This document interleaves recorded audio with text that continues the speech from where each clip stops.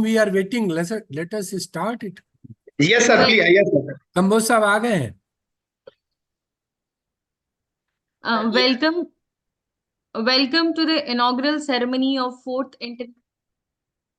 International Conference on Recent Advances in Agriculture for ATMANIRBHAR Bharat 2024, organized by AgriMeet Foundation, Chaudhry Charan Singh Haryana Agriculture University Hisar, Govind Vallabh Pant University of Agriculture and Technology Pantnagar, IGKV Raipur, ICRISET Hyderabad, US Dharwad, in collaboration with RVS KVV Gwalior, SKL TSHU Telangana, RL BCAU Jhansi, SK CSH Dr. YSR, Horticulture University Andhra Pradesh, ICAR DCR Puttur Karnataka. So as we commence this event, let us first seek the guidance and inspiration from Ma Saraswati, the goddess of wisdom and knowledge.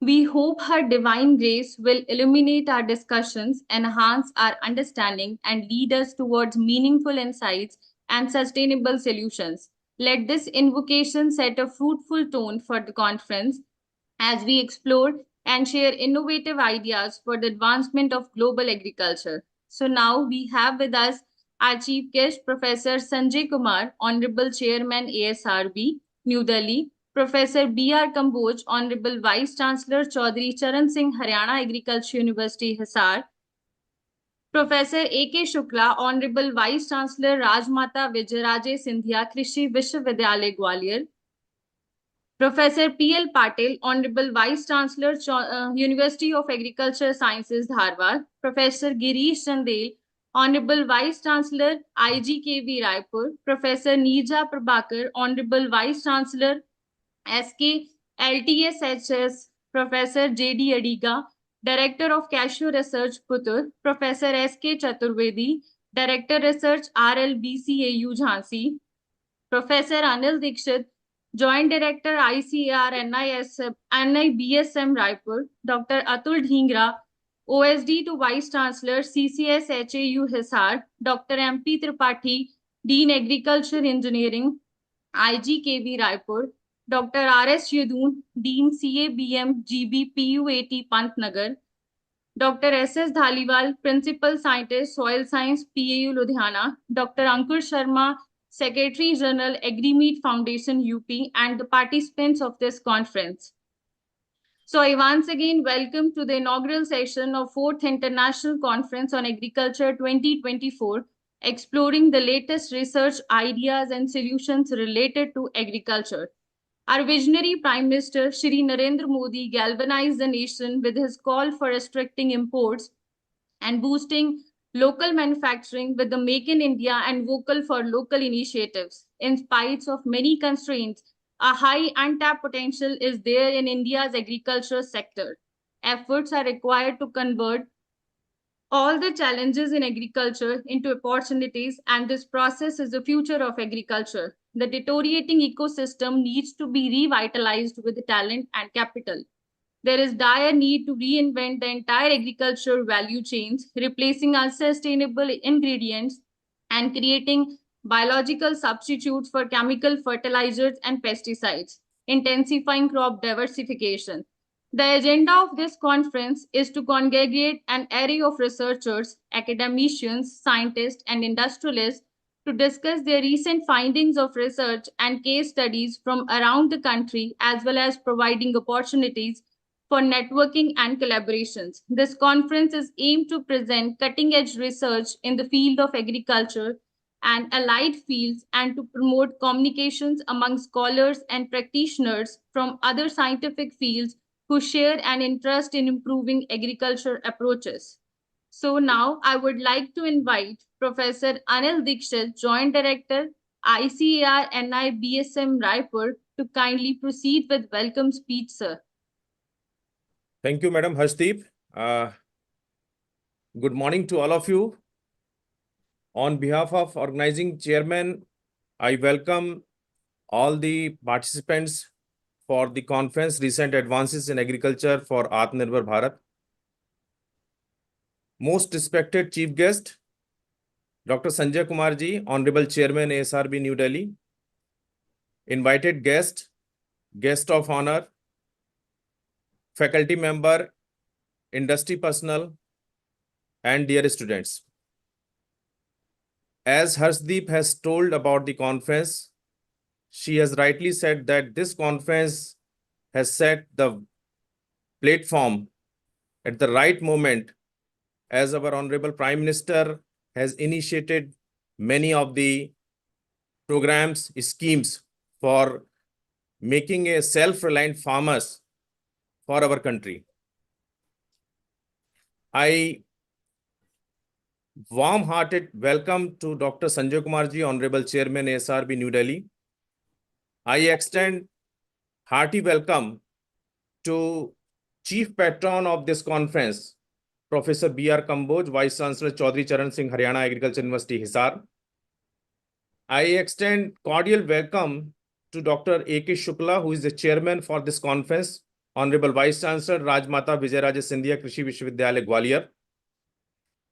I again welcome to Professor P.L. Patil, Honorable Vice Chancellor University of Agriculture Sciences, Dharwad, who is a guest of honor for this conference today. Thank you. Professor Grish Chandel, Honorable Vice Chancellor IGKV Raipur, who is another guest of honor for this very important conference on recent advances in agriculture for ATMANIRBHAR Bharat. On behalf of organizing chairman, I again welcome to the Dr. B.N. Prabhakar, Vice Chancellors Sri Konda Lakshman Telangana State Agriculture University, who is one of the invited speaker for today's conference.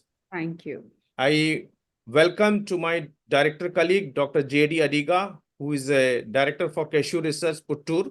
Thank you, Dr. Saab. Again, I welcome to Dr. S.K. Chaturvedi, who is a DRS for RLB Central Agriculture University, Jhansi. As per the prediction of the farm sector can grow over 6% in the financial year of 2025. This is the recent data published in Times of India 2 days back, when Professor Chand has, Ramesh Chand has declared from the one of the important meeting, as he is a member of the Niti Aayog. And many of these schemes, as pointed out by the Harshdeep, about the different various scheme is running by the government of India for making a self-reliant farmers using drones for precision agriculture, in which the Shashakt Nari Vikas Viksit Bharat program, in which under submission of the Agriculture Mechanization Fund, amounting to rupees 141 crore have been released towards the Kisan Drone promotion, which includes rupees 52 crore released for the ICR to purchase the Kisan drones. Again, the nanotechnology, you might be aware of that, how much we were spending the conventional urea for your subsidy, and one bag of conventional urea costing around the 2025 rupees. So with the use of nano urea and nano DAP, the greenhouse gas emission per kg for the use of conventional urea has reduced to 0.62 kg carbon dioxide. Then again, the promotion of millets. Again, the government is promoting these millets, and last year we had a very good International Year of Millets program. And currently we have 18 million tons of millets production in this country. And the government is also planning in the futuristic plan to have a more millets cafe around the country. Then we have a very good innovation in the digital agriculture area and the IoT, blockchain and GIS, and using Kisan drones, big data management. This all Niti Aayog report already said that agriculture would be worth of $2.6 billion using the AI technology. Then renewable source of energy, that again adding to the farmers' self-reliant and Atmanirbhar Bharat, in which the galvanizing the agro-bio resources dhan is being used for more use of biofuels which will be 3.5 to 5 times more. Then schemes like minimum support price, PM Kisan scheme, PM Kisan Samman Nidhi, Pradhan Mantri Fasal Bima Yojana, and National Mission of Sustainable Agriculture. This all are adding to the farmers' prosperity and the country's prosperity as well. With the use of ATMA and the NABARD, which is providing the finance for the farm and non-farmers sector. Then we have export potential, and country has witnessed the export of basmati rice around the 4.5 to 5 million ton, around rupees 40,000 crore, which is again a great for this country. Then coming to the conservation agriculture, as I am the basically agronomist, so basically this country is also doing a good piece of work on the area of conservation agriculture, and currently we have a 3.6 million hectare, and the farmers are being encouraged to go for the conservation agriculture, because we have to enrich the resources and conserve the natural resources. Then nature-based solution like agroforestry, natural farming, organic farming, and the carbon farming can provide the 37% of the climate change mitigation until the 2030 to achieve the target of the Paris Agreement. Again, we are going for a greening of rice fallow. Total area of rice fallow in South Asia is around 22.3 million hectare. Among this, India contributes around the 11.7 million hectare, which can diversified by the pulses and oilseed. So thereafter, this helping India to become the self-reliant in the pulses and the oilseed production. And last, I would like to focus on the precision agriculture. That is another essential innovation in agriculture. And precision agriculture using the newer technologies like satellite mapping or drone imagery and soil sensors to optimize the use of natural resources and application of chemicals, particularly herbicide application or the pesticide application, will be helpful, and definitely the farmers will be able to increase their yields while maintaining environmentally friendly practices like reducing water and the fertilizer use. So with this note, again, I welcome to all the participants, delegates, and the guest present here. And I miss the welcome to the most energetic, our organizing secretary, Dr. Ankur Sharma. And so thank you very much to all of you. Thank you, sir. Now I would like to invite Professor S.K. Chaturvedi, Director Research RL BCAU Jhansi, for opening remarks, sir. Thank you. Honorable Chairman SRV, Professor Sanjay Kumar ji, my other colleagues, respected Vice Chancellor of RBS KVB Gwalior, Dr. Sukla, then I can see Dr. Patel sir is there. And I can see very well Dr. Kamboj sir is also there. So, and my colleague Dr. Nirja, I have seen she is also present in today's inaugural function, Dr. Dikshit and my all colleagues, and Dr. Ankur Sharma. It's really great to see that this particular conference is on most thematic topic. It's, I think, the most topical theme that everybody is talking about, the ATMANIRBHAR Bharat. And certainly a lot of things has been done and many more things have to be done. To add this, what we have really done, that's the remarkable production side we have done. If you see the total food grain production, then it has already crossed something like 329 million ton. It's not small. We are second in wheat production globally. So again, it's for our pride. Then under the ambit of Indian Council of Agriculture, or the, let's say, the Ministry of Agriculture, state agriculture universities or the other agriculture universities, academic institutions, and ICR institutes, of course, they have done commendable job over last 75 years, I should say. Then if you just compare for that purpose, then something like food grain production alone, that has really increased more than 6.2 times. It's not small over the last 75 years, and that has given the confidence among all the stakeholders, and country could feed 134 crores people without much burden. And initially, let's say up to till 1970s, our country was big importer of the food grains as well. And as on today, it has emerged like a very big exporter for the wheat, rice, and many other crops. To add that, horticultural crops, of course, many times we forget, more than 11.5 times increment this country has witnessed over last 75 years. Same is with the fish. Again, 21 times, not a small figure, comparing to food grain or the horticultural crops.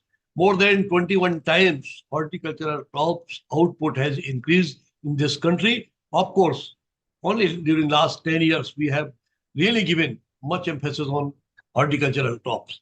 Same is with other allied sectors like milk, 13 times, egg production, all-time high. So now it's the 70 times. If you compare for last 75 years, it's not a small figure. So these are some of the facts and figures. Those have given confidence to really realize the concept of ATMANIRBHAR BHARAT, and that successfully our country has realized in case of food grain production, or let's say the agricultural and allied sector. Very well, it has been documented also. Just to see that what really we have done. So what we have done, we have achieved self-sufficiency in case of cereals first, in terms of green revolution. So that green revolution was mainly confined to wheat, rice, of course, maize was added later. So wheat, rice, maize. Then the other core cereals like the pearl bread that also joined that wagon. So on cereal fronts, we became in comfortable position and we could harvest sufficient. Later, much emphasis was given on pulses during last 15 years, and from 17 million tons, our country has produced 27 million tons, means added 10 million tons just in 8 years. 8 to 10 years time is taken, starting from 2016 to 2023. Within this period, country has seen the incremental growth in case of pulses, and in case of pulses again, we started saying pulses revolution has taken place in this country. Though sufficient pulses are being produced as per the demand till 2020, 21, 22. But with the diversification of food or the diet, what has really happened? Yesterday, you might have read in the newspaper that again, in case of pulses, we are going to import huge quantity. Why it is happening now? Because already we have produced. All the estimates have suggested that the demand won't be more than 26 million tons. Only one paper from the Yojana, the Planning Commission, they said that something like 27 million tons of pulses will be required by 2025. That already 27 million tons we have produced. Still, there is gap of something like 2.5 million tons. So from this gap is emerging. We all have to work really to fulfill this gap of 2.5 million tons. From where it is coming? Earlier, just let's see the consumption pattern of pulses. We were not consuming, let's say, the tuar dal or the pigeon pea dal in case of Western UP, Delhi, Haryana, part of Rajasthan, Punjab, Himachal, J&K. So these 6-7 states or part of some of these states have started consuming pigeon pea, not as such as a dal, still not as in form of dal, but in form of sambar.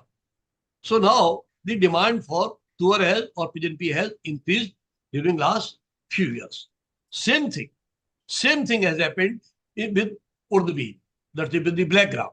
Since sambar is coming in north, certainly dosa has also come. So when dosa and sambar both are there, there is a lot of pressure on urdu bean, and pigeon pea is already there. So be sure that this demand will increase further, and country has to prepare itself to meet the ever-growing demand for the pulses. Then the third important sector, cereal, then pulses, then comes the oilseed. In oilseed, still we have to do a lot. During 90s, if you say the 98, 97, 98 sometimes, we were about to achieve self-sufficiency in case of oilseed production or edible oil production in this country. Almost we were near to that. What has happened? Again, I will say, because it's a scientific forum and we must discuss. So the policies of the government, those were not in favor of the oilseed production of late. That has again, so now 1.5 lakh crores we are investing just for import of edible oil. Why it has come? In 1980, 98, 99, we were about to achieve this self-sufficiency.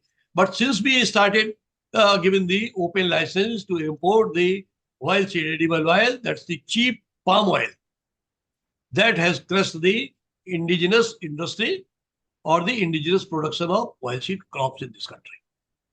So now there is again, during the last 4 or 5 years, again re-emphasis is there on oilseed production. So number of schemes have been launched and several schemes are offering. And I am sure with the help of the recently developed the R&D scheme by the being implemented by the government of India, days are not far ahead when we will be again reaching near to self-sufficiency in case of oilseed, but still a lot of things has to be done. In case of this oilseed, things are not so simple also. There are many crops. There are 8, 9 crops. 9 crops, we say 9 oilseed crops, but out of 9, one is already out. That's the castor. Castor is not the edible oil, so that it's for the industrial use. So now remains only 8 oilseed crops. Out of these 8, 3 are major. One is the rapeseed mustard, other one is soybean, third is groundnut. And all 5 are minor oilseed crops. So the production of rapeseed mustard, that can certainly be enhanced through vertical growth or through horizontal growth. Whilst this mustard group of crops, those can be grown even in part of southern India as well. And as per the empirical estimate, something like 16 to 17 million hectare can be covered under rapeseed mustard group of crops. Certainly, that may contribute towards the self-sufficiency in case of edible oil. Second comes the groundnut. Again, in groundnut, now pattern has changed. Earlier, 80% groundnut used to go for the crushing purpose, means for the edible oil purpose. But now, this has changed. 60% groundnut is being consumed as table purpose or as snacks, and remaining something like 40-42% is going for crushing. So again, we have to develop the varieties and matching technology to improve the seed, that oil quality and oil recovery in case of groundnut. So if we can do that, so certainly then we can achieve the self-sufficiency in case of wild seed crop also. Then the rejuvenation of millets. Again, Government of India has taken initiative, and as we all know that the year was declared as the International Year of Millets, and that has really started paying dividend.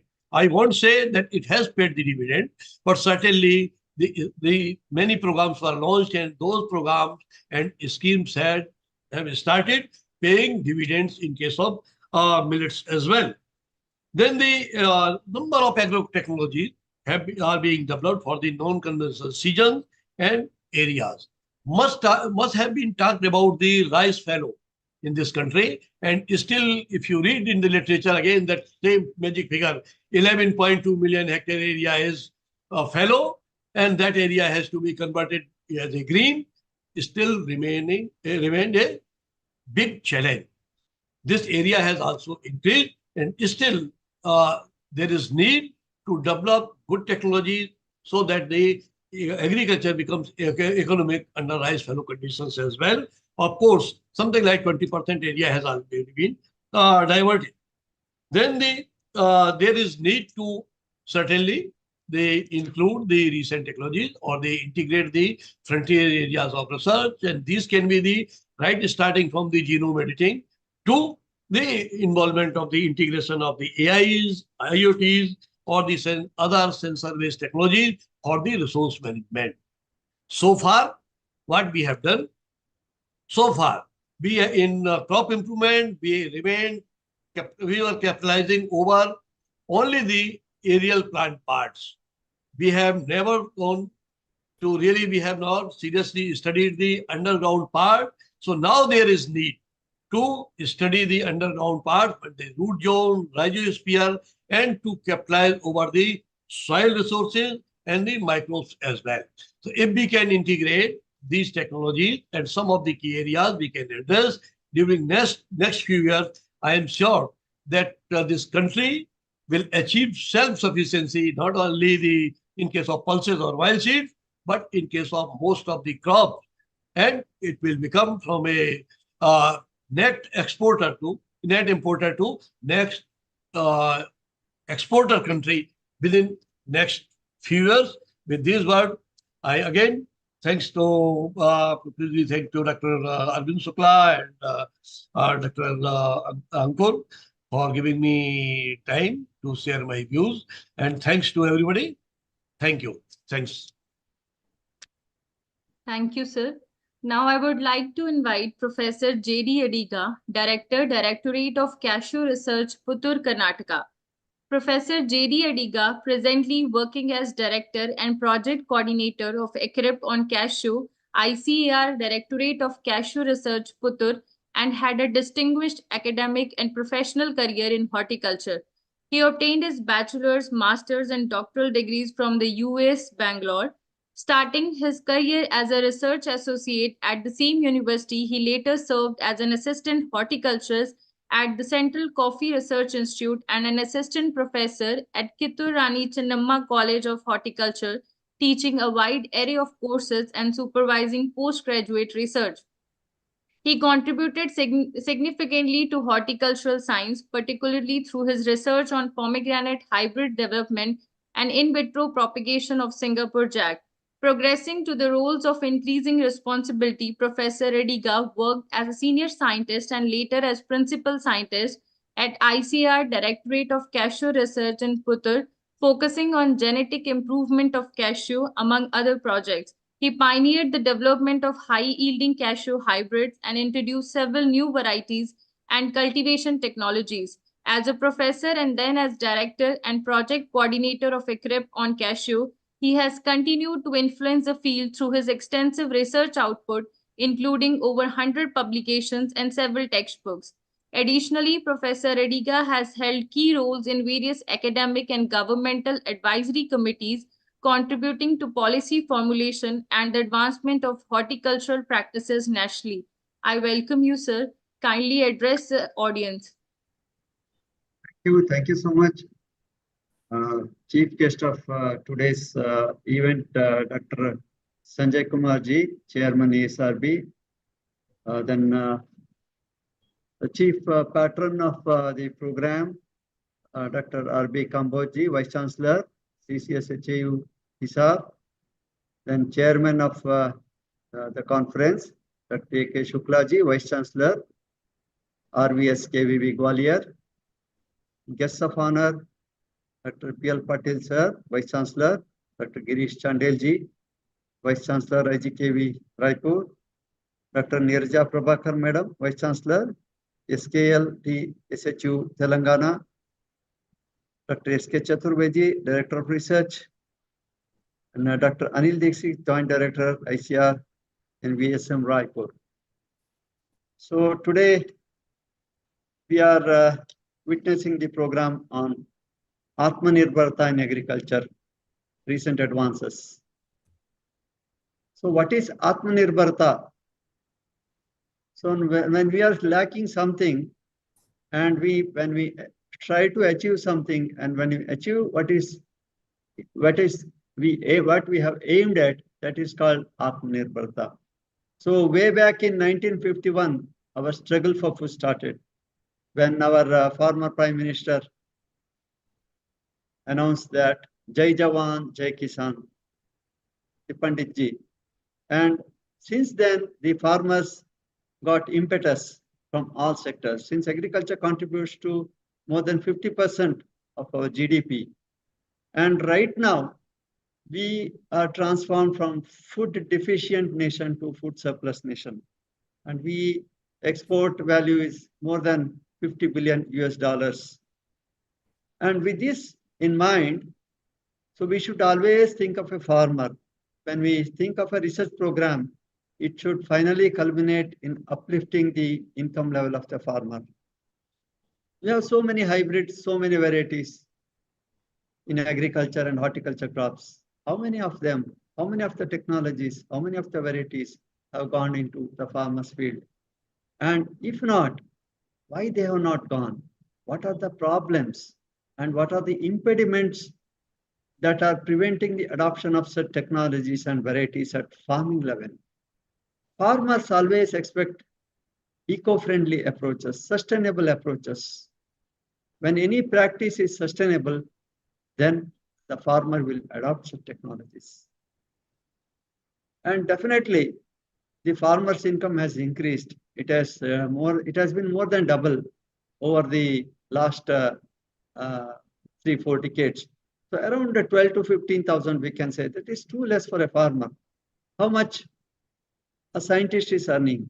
How much an engineer is earning? When the farmer is elevated to that level, definitely we will become ATMANIRBHAR in agriculture. When farmer prospers, the country will prosper.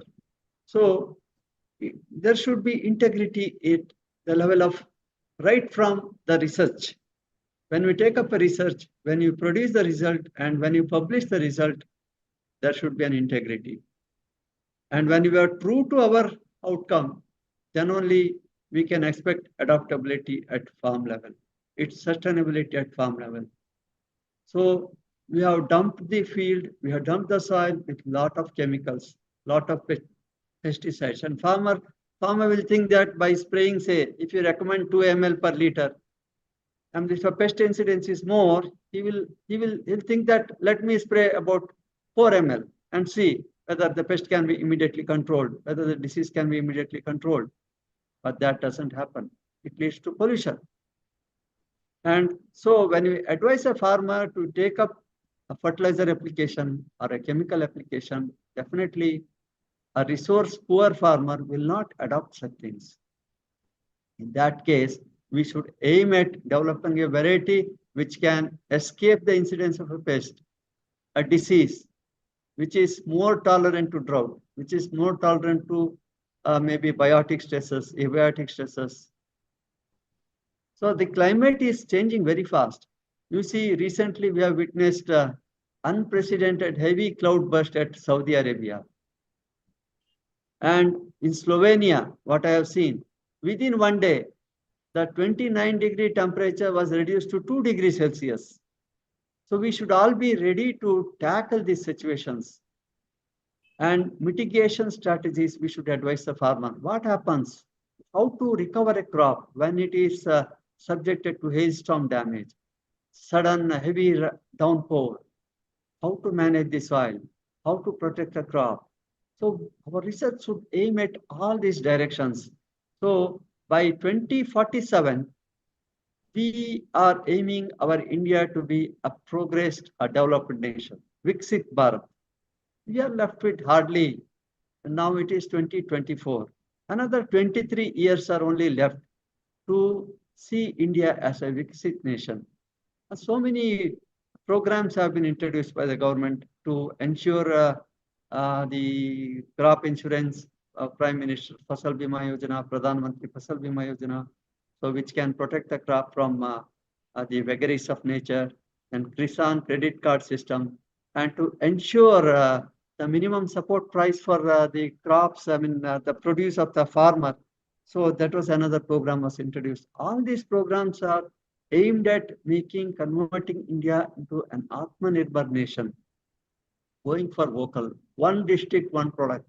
It's aimed at popularizing that product and uplift the farmers or the stakeholders who are into the production system with related to those products in that particular issue. It may be fisheries, it may be animal husbandry, it may be a horticultural produce or agricultural produce.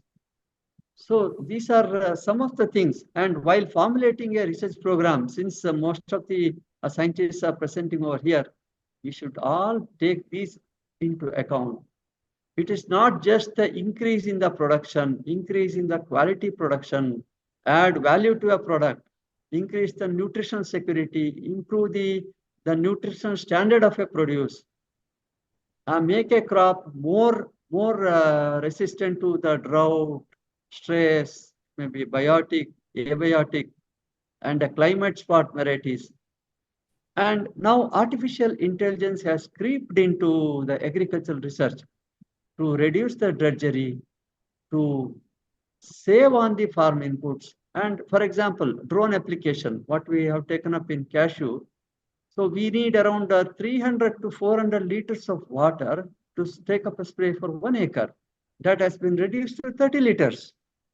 Just with the 30 liter of water, you can cover 1 acre. And that too with half an hour. Otherwise, in a conventional method, you need half a day. Where is half a day and where is half an hour? These are the technological advancements one should embrace with openness to improve the farm productivity, and also the development machinery which can reduce the drudgery. Now, women labor are mostly employed in the plantation sectors for harvesting operations. So plantation crops are, as you see, they're located in a hilly terrain, and they have to climb up the hill, and they have to bend and pick the produce. And if you develop a simple gadget to help them, definitely that can increase the efficiency of harvesting, and also that can reduce the drudgery. So the research should focus on such directions. How to reduce the drudgery of farm labor, how to improve the efficiency of harvesting, and how to improve the efficiency of fertilizer application, nutrient application, and how to reduce the period of harvesting. All these aspects, I think, need impetus and to be carried forward in addressing the issues. Artificial intelligence, farmer sitting in his orchard should be able to identify a pest or disease. A simple app, you can say it should be very simple to use, but to develop an app, it needs a lot of resources that we know. We are also developing first AI app on cashew pests and diseases. It's called Cashew Protect, and takes a lot of resources, but ultimately that will help the farmer. Farmer need not come to the universities or research centers for seeking advice on how to control a pest. Instead, by simply taking a photograph, he should be able to assess what is this pest.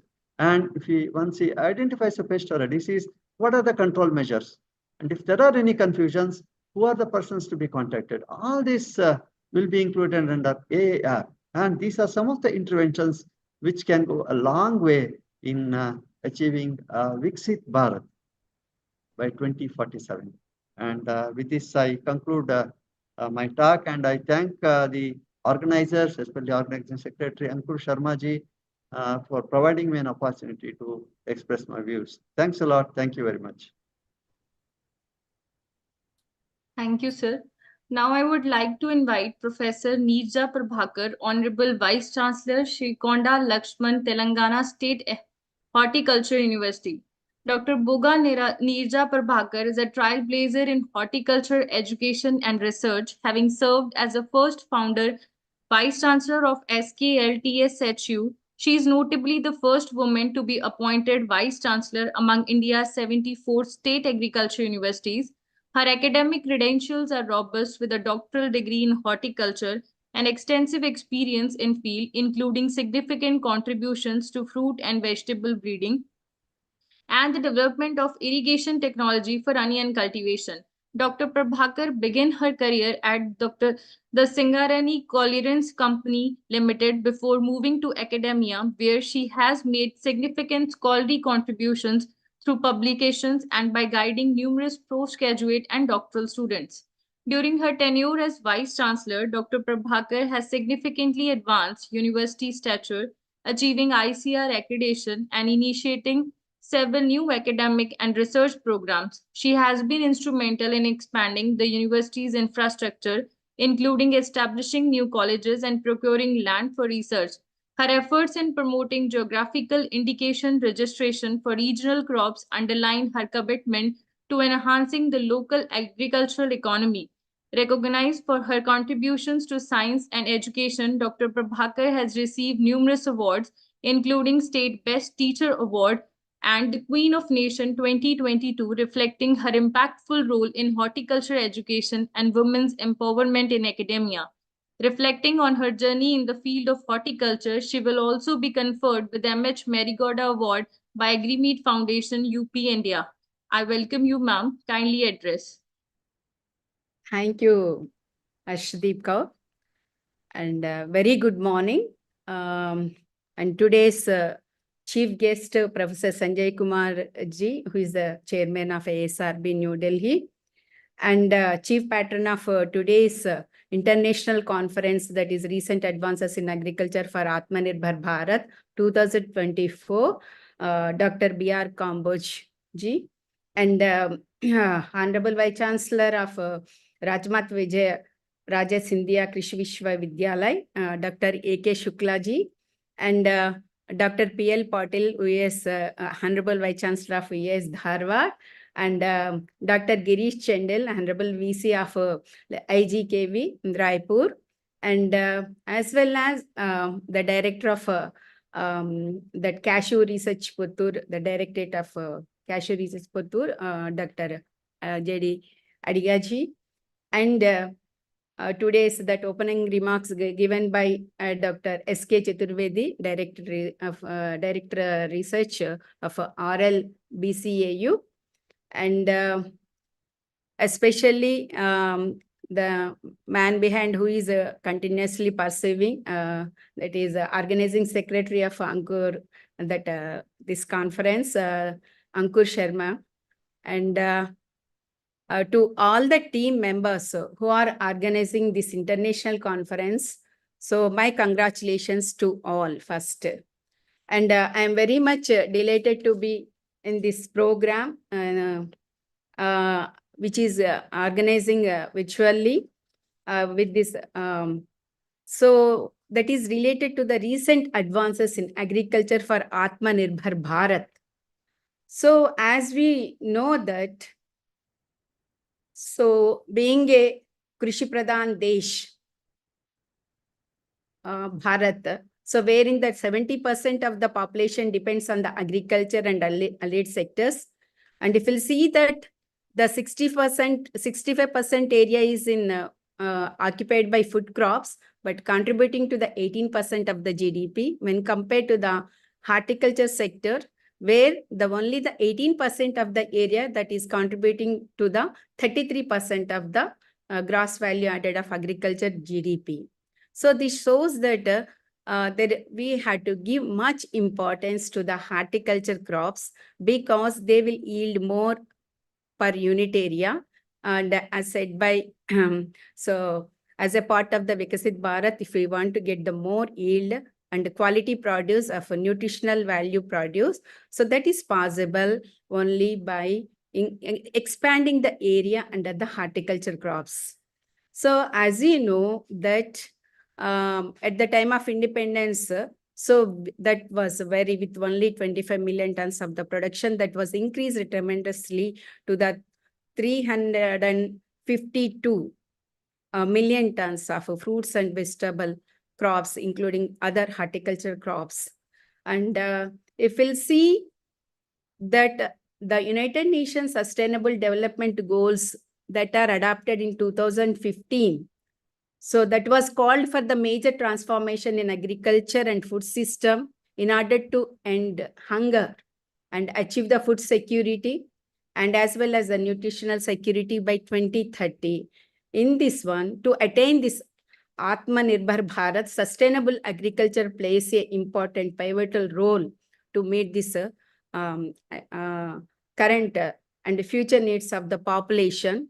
So obviously, we had to move towards the more area cultivation under the horticultural crops. So if we see that how we can improve this one, the sustainability. So that includes the innovative technologies such as you will see like development of the climate resilient varieties, then water smart technologies, adoption of natural farming, organic farming, and utilization of the waste, that management practices and production of biogas, etc.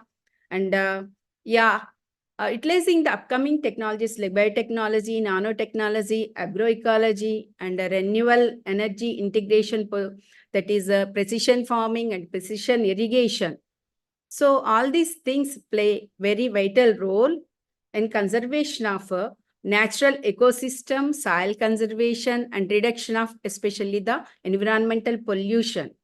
So these are the key areas for that sustainable crop production, especially if it, as said by Dr. Adigaji. So we have to more give the concentration on the research of the farmers oriented research. So in this one, how we can utilize the advanced technologies, we have to look into that one. For example, in identification that the smart pest disease management. So here, one of the example I'll quote. So we have a MOU with the Samhita and that NGO organization. So by scouting the citrus orchards in Nagaland area, so they are identifying in advance the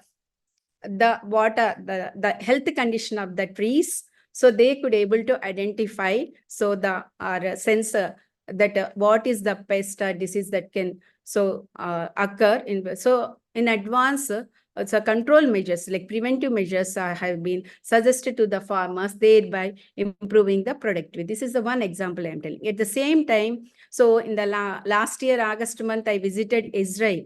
So if you'll see, we are talking about the advanced technology. We know that, but if you'll see that the how effectively they are utilizing in farmers' field, so that has to be paid attention. We have the technologies, but how far it is reaching to the small and marginal farmers. So what are the equipments or improvement that is to be required? For example, if you'll see that sensor-based technology. So which will actually, that will helpful to the, and how effectively that the fertigation schedules improving the growth and yield. So this is the how we had to look into that one. And if you see the over the last decade, the global recognition of the mechanization. So mechanization is very important to reduce the drudgery as well as for time saving. So in this one, if you'll see, there are so many things are coming up, like that is apart from the IoT technologies and artificial intelligence and machine learning. So these are the things they have become the focal point in fostering the sustainable and profitable agricultural practices. So if you see the one of the example, I can say they're like IoT based technology, one of the NGO organization in Telangana in case of the chili. So they are using the weather-based technology. So the prayer, so they could able to sense how the change in the environment that influencing the occurrence of the pest and diseases in chili. So this is with the collaboration with the NABARD. So that program was taken up to the farmers' field. This is a simple example. That kind of the things has to be taken in a big way for the benefit of the farmers. Then coming to the horticulture, it is a, it is a sunrise sector.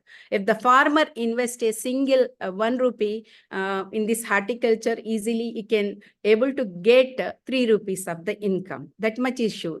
But the only thing is here, because the horticulture produce like fruits and vegetables and all are, they are highly perishable.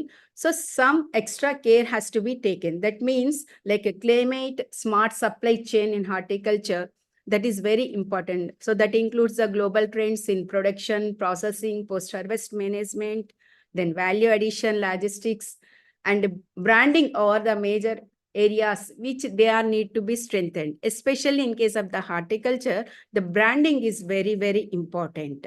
So in the present, so last 2 years due to the COVID, there was much importance was given for the nutritional food. And in that one, the demand for the fruits and vegetables much more increased. So farmers here we have to encourage the farmers. Part of their land has to be used for the cultivation of the horticulture crops. And one more thing, by including the tree-based component, which we can somewhat we can maintain that climate, the microclimate in that field. And that is the best example you can say, which will increase the soil organic carbon content also, thereby improve the soil microbiota, and ultimately it conserve the natural ecosystem, which will improve the yield. So here, some of the few challenges that are to be addressed for the in view of the climate change. So what are the things? Let us see. One is the adaptation of the appropriate mitigation technologies, such as a previous speaker told, that the cultivation or use of the varieties that are tolerant to the drought conditions or pest and diseases. And the next one is how we can improve the water use efficiency, nutrient use efficiency. So this is very important. As I said before, in Israel, nothing comes free, even water also. So the judicious use of water is very important. As said by the our Honorable PM Garu, so we had to get the more yield, more crop per drop. That has to be paid much attention. Then agro advisories for timely crop monitoring, starting from the sowing to the till the harvest and the produce reaches to the consumer. As I said before, by Edgar, technologies are available. How far it is reaching to the farmers? So we had to educate the farmers where the extension system has to be strengthened. Then conservation of the agricultural practices, especially building of the organic carbon in the soil. So that can be achieved most of the times by including the pulse crops as well as tree component and forestry component only, which will add more organic matter to the soil and improve the soil conditions and overcome that ill health in the present situation. So with this one, I want to tell, apart from this innovative technologies, one of the component, the second component I want to tell that can be play important role for achieving this ATMANIRBHAR Bharat, that is the providing the incentives to the farmers who are following are using the solar based or the water saving technologies and the environment, saving the environment ecosystem. So those activities have to be encouraged by the farmers by providing the incentives. Then the third point is that is the institutions, especially government institutions, they have to play important role for sharing their technical knowledge, information, whatever the technologies that are developed to the farmers. And nowadays, of course, the private institutions also equally responsible. They are playing important role in providing this technical knowledge to the farmers.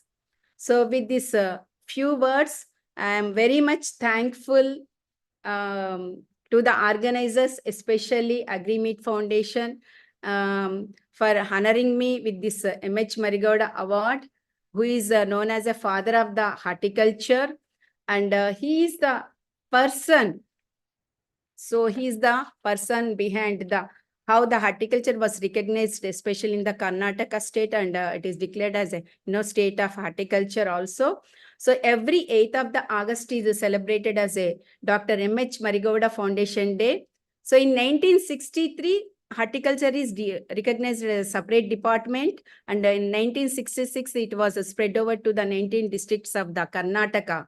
So his four-limbed model of horticulture is like Hope Comes, which was I visited in 2021 with our agriculture minister. That Hope Comes working very well, and a Nurseryman Cooperative Society in Bangalore.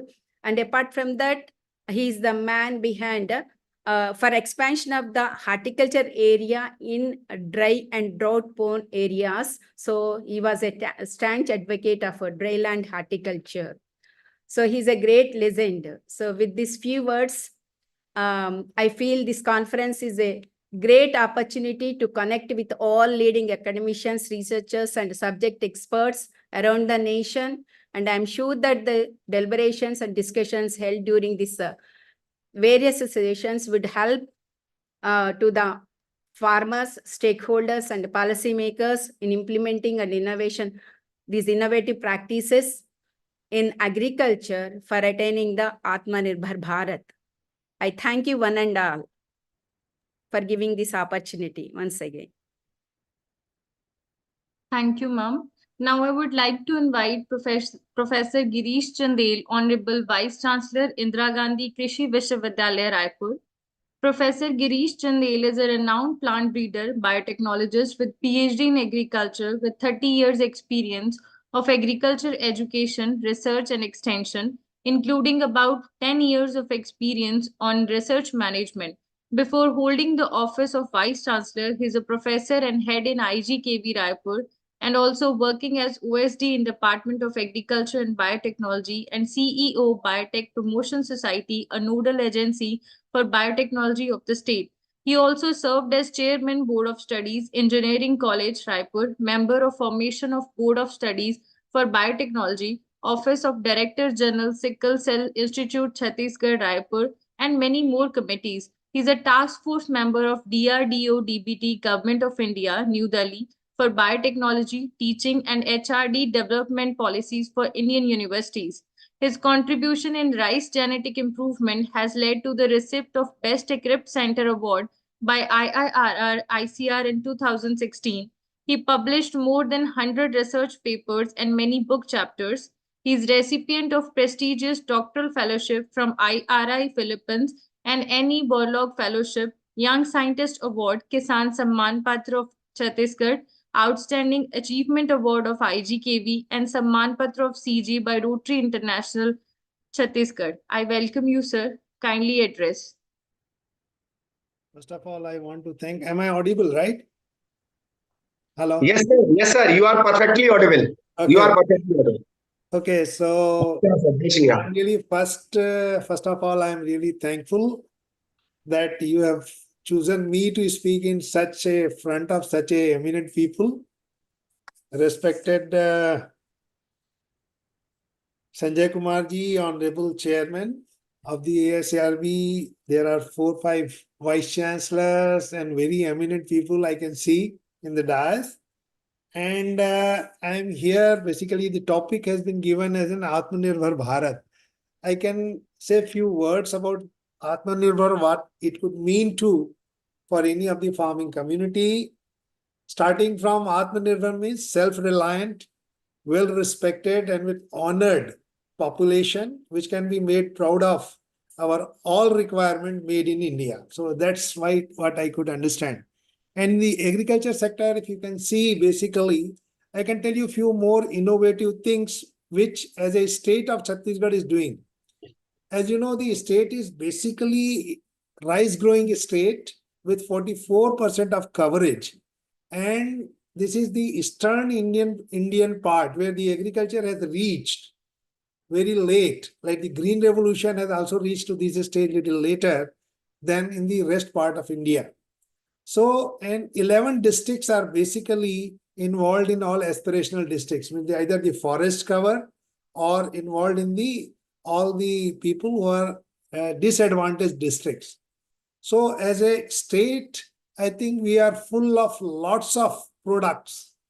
One idea which I feel can really double the income of farmer, which I think we have worked on 11 districts of Chhattisgarh, mainly the Bastar region and also the Sarguja region, is the product which is coming from the forest-based produce.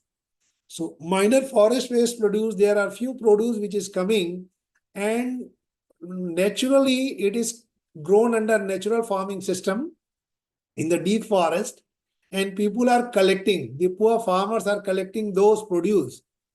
Now, under the startup ecosystem and innovative ideas, we are pushing some of the FPOs and the startup to collect the minor forest produce in a defined rate, and then for any product which is coming up from the collection, aggregation, segregation, then diversified, you can say the pricing, packaging, forwarding, and marketing. So this is the area where I think this innovation can help. Under PM Kisan Yojana, we have already introduced this area from the Bastar region. If I can tell you two examples of that. Sitafal is the product which is being collected from the Kondagaon area. That's the southern part of Chhattisgarh. And then this particular Sitafal has a very shelf life is very low. So a processing technique has been given to the farming community, particularly all the farmers or the Adivasi farmers who are collecting those.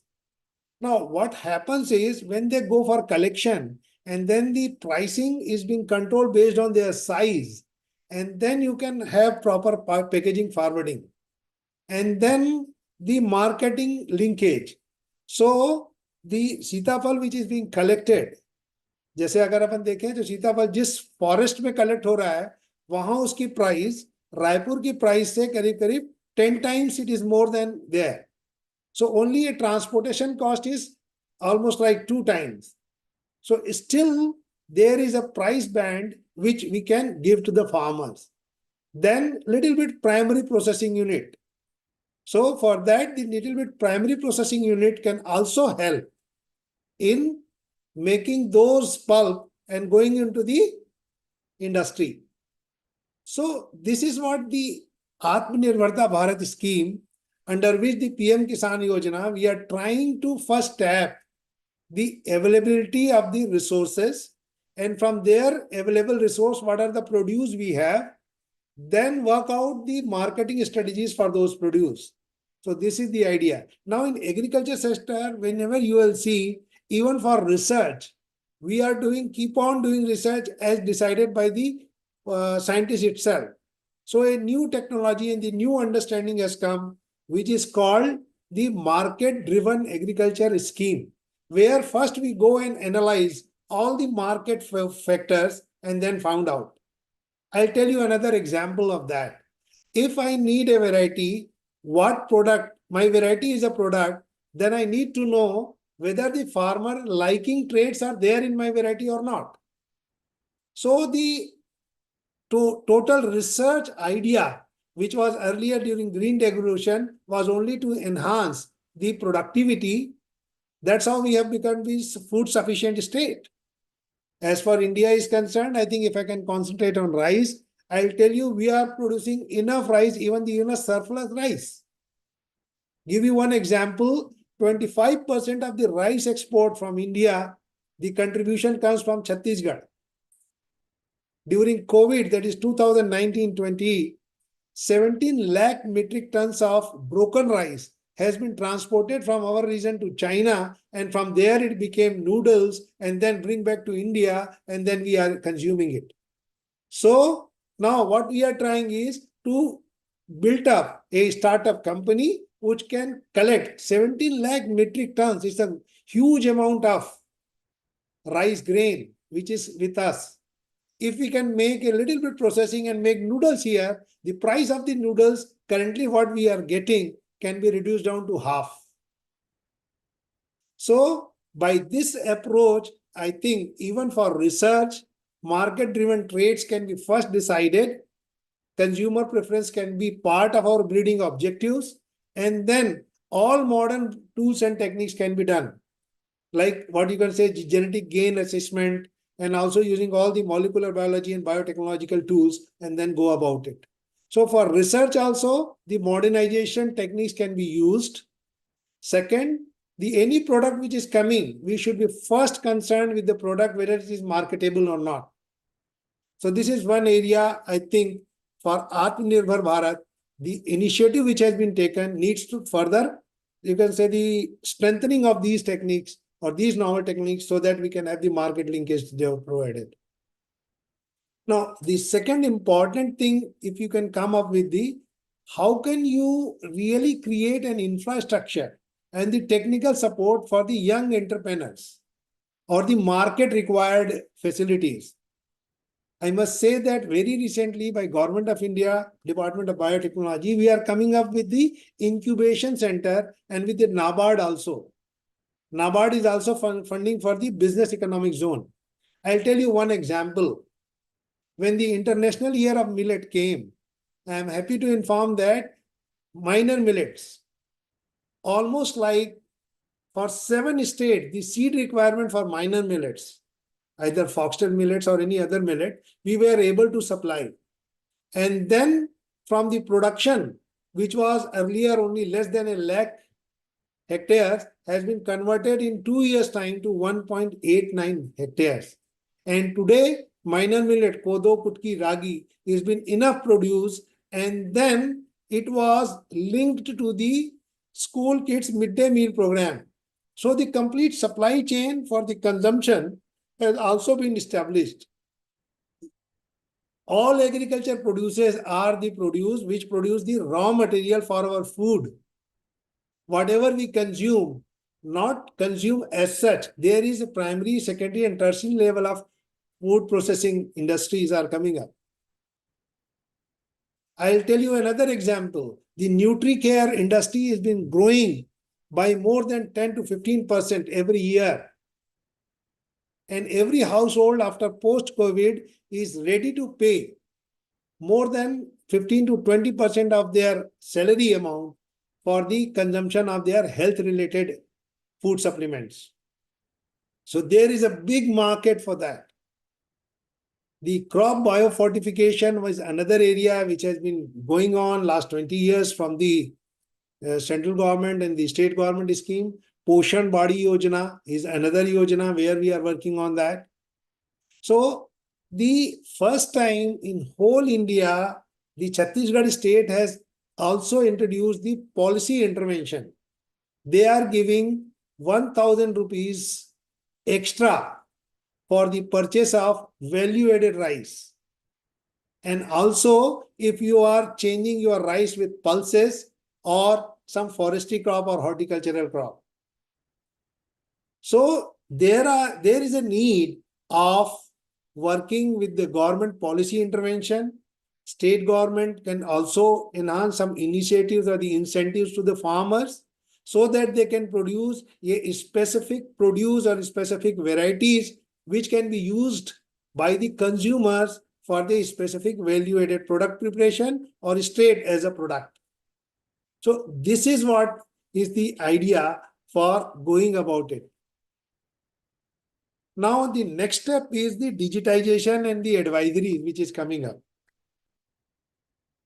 I know the Krishi Tantra is a company, a startup company, which is working in Andhra Pradesh with their state government.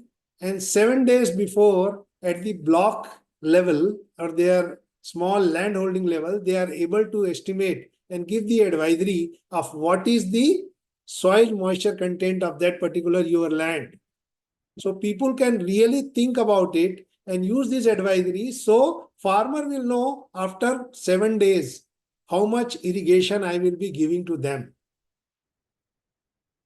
So all the technologies which is available today, that's called the fintech technologies, we can try to introduce with the farming system and then allows the farmer to have the advisory, pinpointed advisory for their land in time or before time, so that they can have the some time gap where they can arrange those inputs which is being provided to the crops. So that's how we can work out.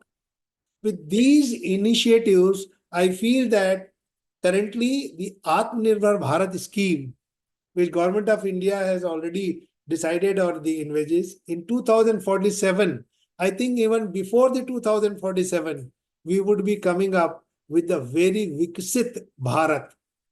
And the role of agriculture is the foremost agriculture. All the climate resilient crops can be done. Another idea which has come up currently is the carbon trading. You know, carbon crediting, if we can introduce to the crop, like I said, more than double the area has been increased. Rice growing area has been converted into the millet growing area because of market is more for the millet these days. So we are saving 70% of irrigation water or the water for that particular land of area, because rice required, the millets required 30% of water compared to rice. And they are not submerged. So the methane emission is also less. These are all dry land crops. So what I am saying is there are technologies available. If through the technology center like our university or any across university government sector institutes, if we can push up only those technologies which are having relevance for the market and the price generation, that would be a great initiative. And I think the farmer will definitely be getting more than double their income. And then by diversifying the crops, I think we can come up with the very good farming community, very ATMANIRBHAR Bharat days to come. Again, I want to thank all the people for providing me this opportunity and listening to my talk. Thank you.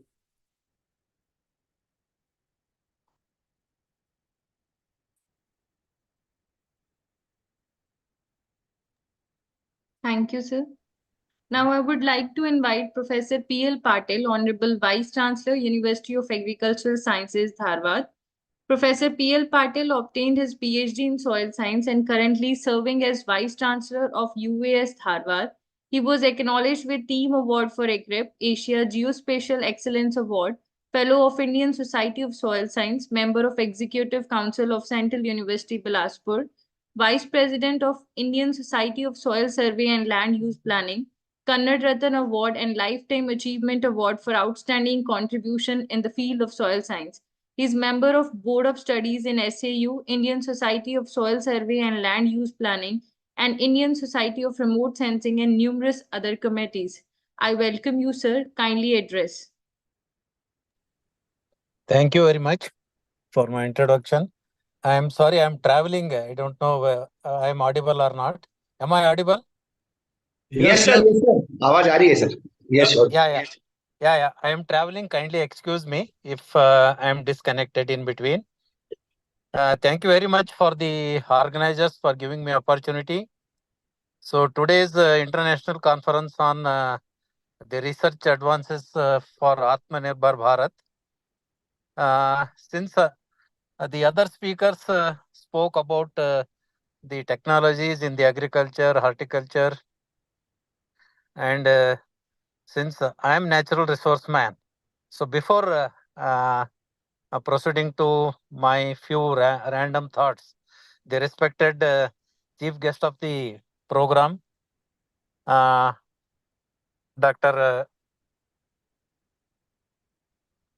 Sanjay Kumar ji, Honorable Chairman ASRB, Chief Patron Dr. Kamboj, Honorable Vice Chancellor, Hisar University, and Chairman of the conference, my good friend Dr. A.K. Suklaji, Honorable Vice Chancellor, so RV SKBB Gwalior, so Honorable Vice Chancellor Dr. Girish Chandel, Honorable Vice Chancellor, so Madam Nirja Prabhakar, Sri Lakshman Konda Horticulture University, another my good friend Dr. Dinkar Adiga, so Director Puttur Institute, and Director of Research Dr. Chaturvedi, and another distinguished guest Dr. Anil Dikshit, and the organizer Sanjay Kumar, and all the distinguished participants in this conference.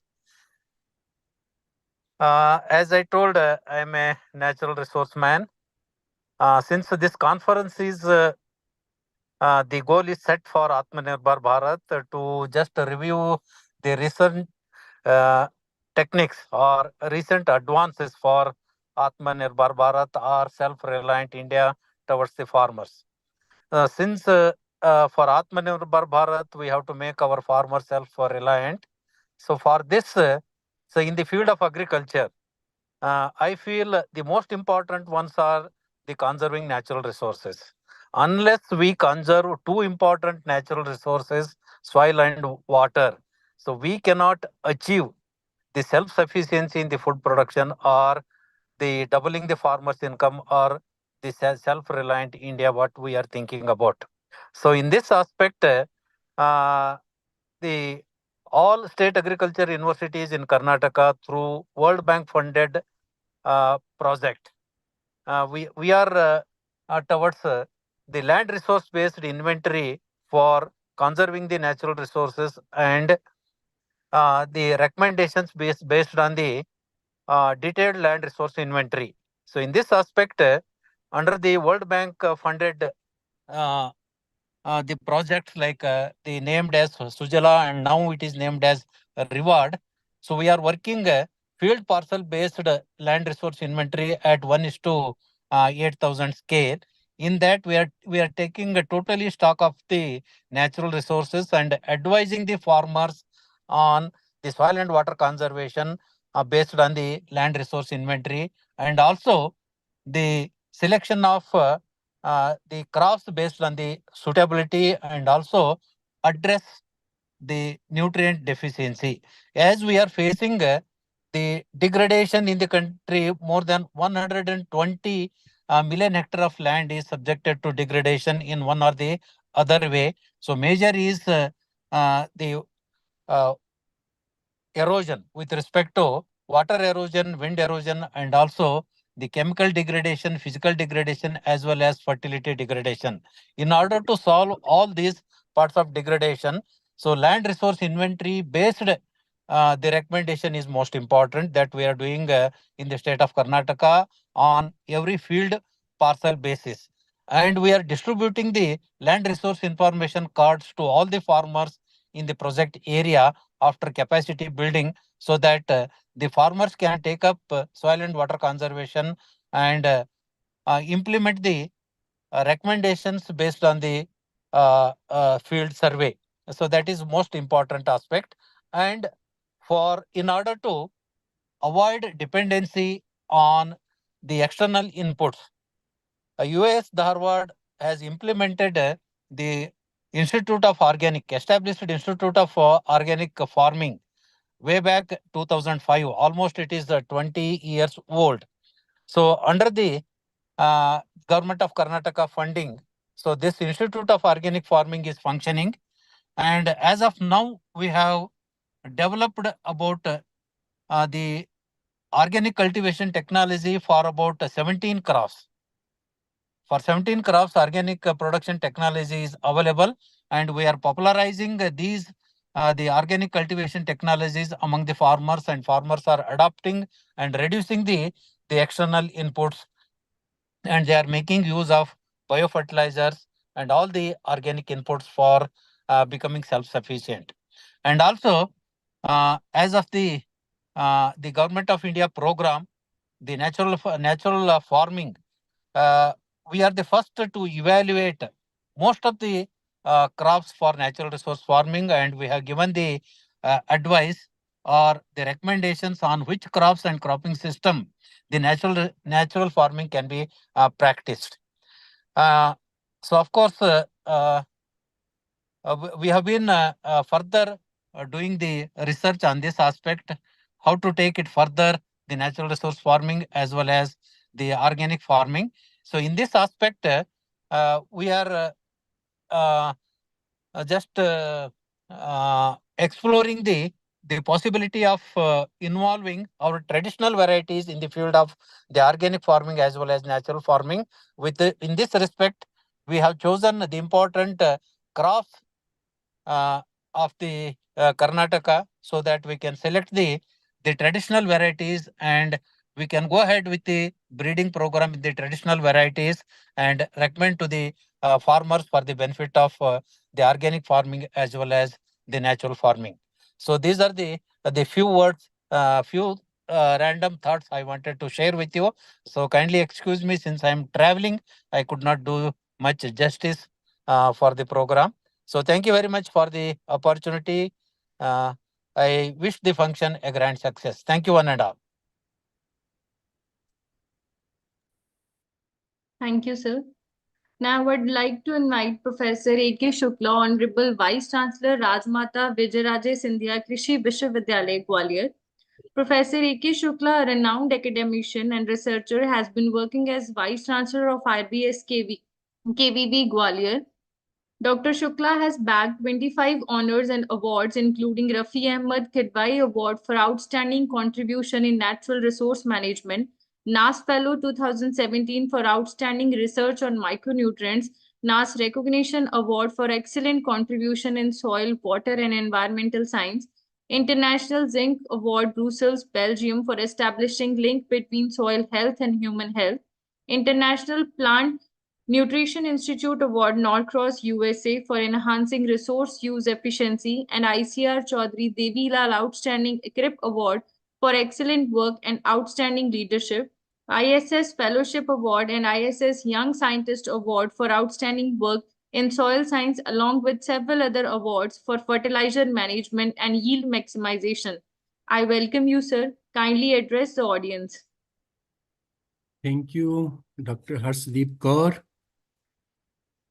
Dr. Sanjay Kumar, Chairman ASRB, Honorable Chairman of the Agriculture Scientist Recruitment Board.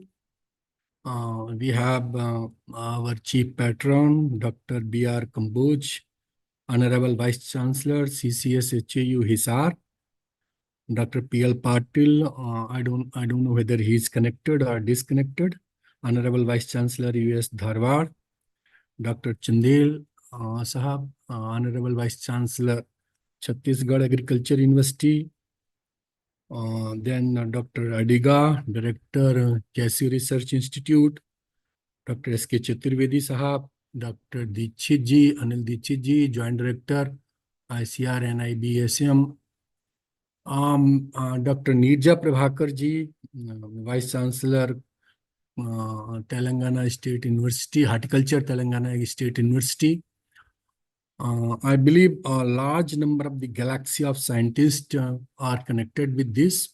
So the galaxy of scientists and my dear students, this is a really proud privilege to be a part of this, webinar or symposium, what we call, that we are doing through online. I believe that if we look back to the contribution of the agriculture scientists involved in ICR as well as in SAU, with the contribution of the policy makers' decisions and several new schemes introduced by the government in the last 10 years.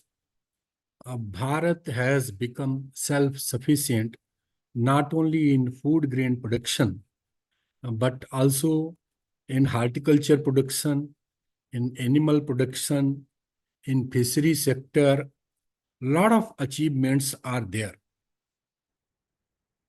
Still, a question comes in the minds of our policy makers that we have to make our farmers self-reliant, ATMANIRBHAR Bharat.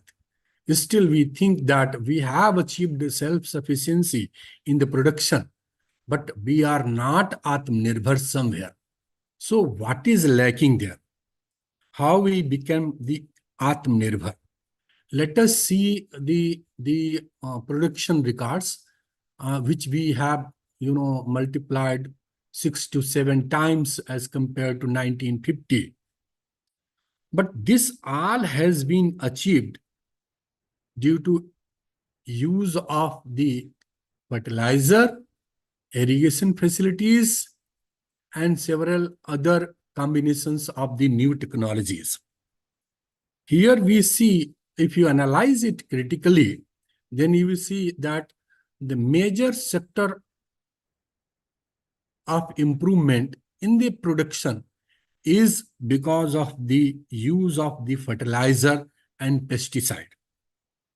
Surprisingly, you will know that the all fertilizer, what we use, is not produced in India. And the same case is about the pesticide. If you see the critically, how much fertilizer does India imports every year? It is over 1.38 trillion Indian national rupees. Though the major contribution of this goes to the urea imports. After the introduction of some new policies, new fertilizers in the last 2 years, the urea imports has reduced to 21%. This is the achievement. But are we able to do our farming without imports of the fertilizer from the abroad? Is it possible? This is one important challenge. Are we able to address our agriculture to the changing climate? Are we able to enhance the very low input and water use efficiency, which is reported for the last 50 years?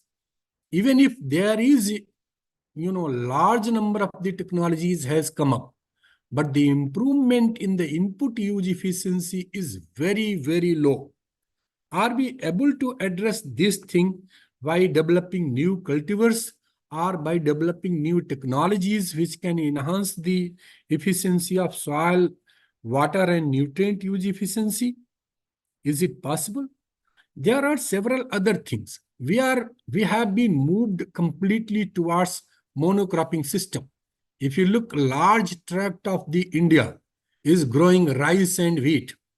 Are we able to make it diversify with the different crops and cropping system so that farmers can get benefit without impairing the natural resources?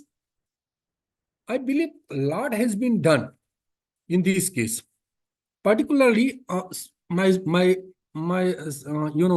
of the earlier speakers had talked about the market linkage. Government has taken a very important steps for collectivization of small and marginal farmers through FPO and linking them with the market, particularly e-NAM, is one of the important steps of making the Krishi Atmanirbhar. The second important step is to go for processing. Still, if you look critically, for processing, we have very less opportunity at the farmers level, at the village level. Are we able to develop some new kind of the machinery? Agriculture scientists can come up forward and develop new kind of the machinery so that they can engage the youth of the villages for doing the processing, or we can move forward for new kind of the precision agriculture, where you are listening that there are few farmers, they are taking crores of the profit from their 5-hectare land or 10-hectare land. Then at the same times, there are farmers not able to harvest good crop from their land. So how it is possible? What kind of the policy changes are required? Lot efforts are being made by the government. But as a researcher, what we can do for attaining and retaining youth in agriculture? Are we able to do so? I believe, if you look the fancy data of agriculture, horticulture, there is a lot of improvement. Still, if you go to the farm village and ask any youth that are you willing to do agriculture? He will say, no, I am not willing to do. Why? What are the reasons? Why we are not able to, attract them towards agriculture? The important thing is that what I believe is the degradation of natural resources is a very, very high on one hand. And the second hand, what the profit we perceive from the farming is still very low as compared to the other business. And the third thing is that the respect, particularly our farmers don't get respect, even if they earn crores. We call them farmers, they don't get that respect, what respect the farmers are getting in other countries. So how we can minimize the losses, how we can enhance the crop productivity, that is an important challenge. Then another important challenge is particularly for horticultural crops is enhancing the availability of the disease-free quality materials. for high value horticultural crops. That is a next thing which we need to do. I believe the most important thing for which we are fighting still is that nutritional security.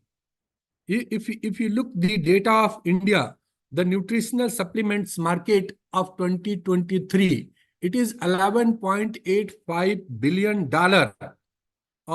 which is going to be hit in about $28.7 billion by 2032.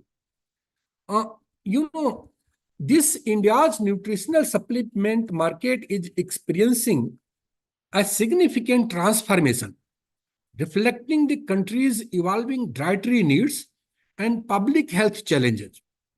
These public health challenges and dietary needs could be met by the intervention in agriculture. Though we have started some sort of the biofortification of the variety, crop diversification. Still, if you look the market, this intricate tide of nutritional status of the population is witnessing a surge in demand driven by increasing the awareness of the health and wellness. The landscape of the nutrition in India is marked by the several critical issues that are influencing supplement market. A very striking concern is anemia and zinc deficiency. In India, we experience that about the 53% women are deficient in iron and they are suffering with anemia. Can we grow the crops which have very high content of the iron and zinc? The efforts are being made for enhancing the iron and zinc content in the edible plant parts of the many crops. But I believe here the efforts should be more on enhancing the content of the crops which are mainly taken by the poor people. This is very, very important. I think rising health conscious is a key driver of India's nutritional demand in future. That we have to look very seriously, along with the e-market, along with the control of the degradation of our degraded land. Actually, I believe that the government has started a lot of program. ATMANIRBHAR Clean Plant Program, ATMANIRBHAR. We believe there is one more program is required, particularly ATMANIRBHAR Clean Air Program, Clean Water Program, Clean Food Program is there, but Clean Nutritious Food Program is also required, so that we can really go for the carbon neutral farming. We can link our farmers with the carbon credit farming, so that the farmers which are adopting the natural farming, precision farming, new types of the conservation agriculture farming, they can get the actual benefit, some sort of the incentive, and then the whole agriculture will be transformed altogether for meeting the food grain requirement, nutritional requirement, without impairing the environment. I believe that attracting youth to the agriculture is a major challenge, because a large number of the youth are there in India. About the 75% population is less than 29-year-old, 29 to 35-year-old. So how we can engage those peoples in agriculture? If we look one thing very critically, the people who are engaged in IIT, those who did IIT, they are coming and doing business in agriculture. But our students who studied the agriculture, they are not able to do business in agriculture sector. So there is need to make changes in the course curriculum of the agriculture university.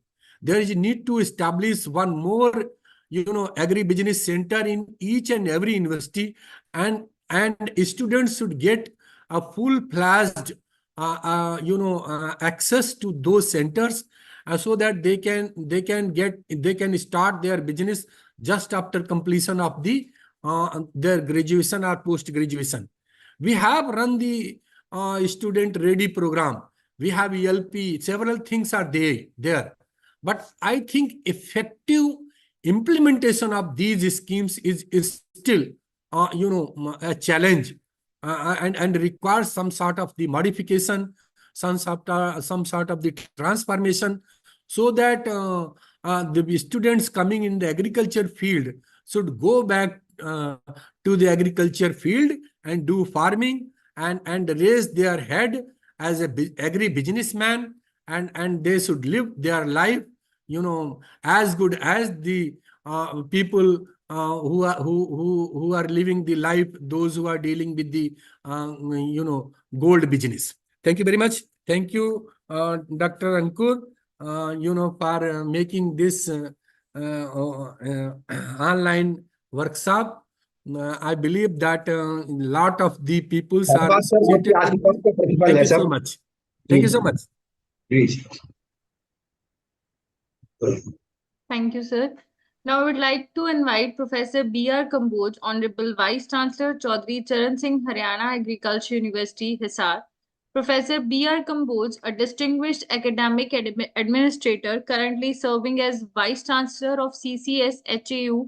As an agronomist, his research interests include intercropping, zero tillage, climate smart technologies, among others. He has also held roles such as Chief Scientist cum Head, Senior Coordinator Registrar at CCS HAU, and has published over 260 works, including international publications and books. Under his able guidance, the Fodder section of university has been conferred Best Research Center Award for 2021 in recognition of its excellent research on sorghum crop by IIMR Hyderabad. KVK Mahendragarh has been awarded Outstanding Krishi Vigyan Kendra Award at the national level due to its significant achievements. At CCS HAU, initiatives such as research on electric tractors and Best Incubation Award at Agri Food Empowering Awards 2021 highlight his tenure.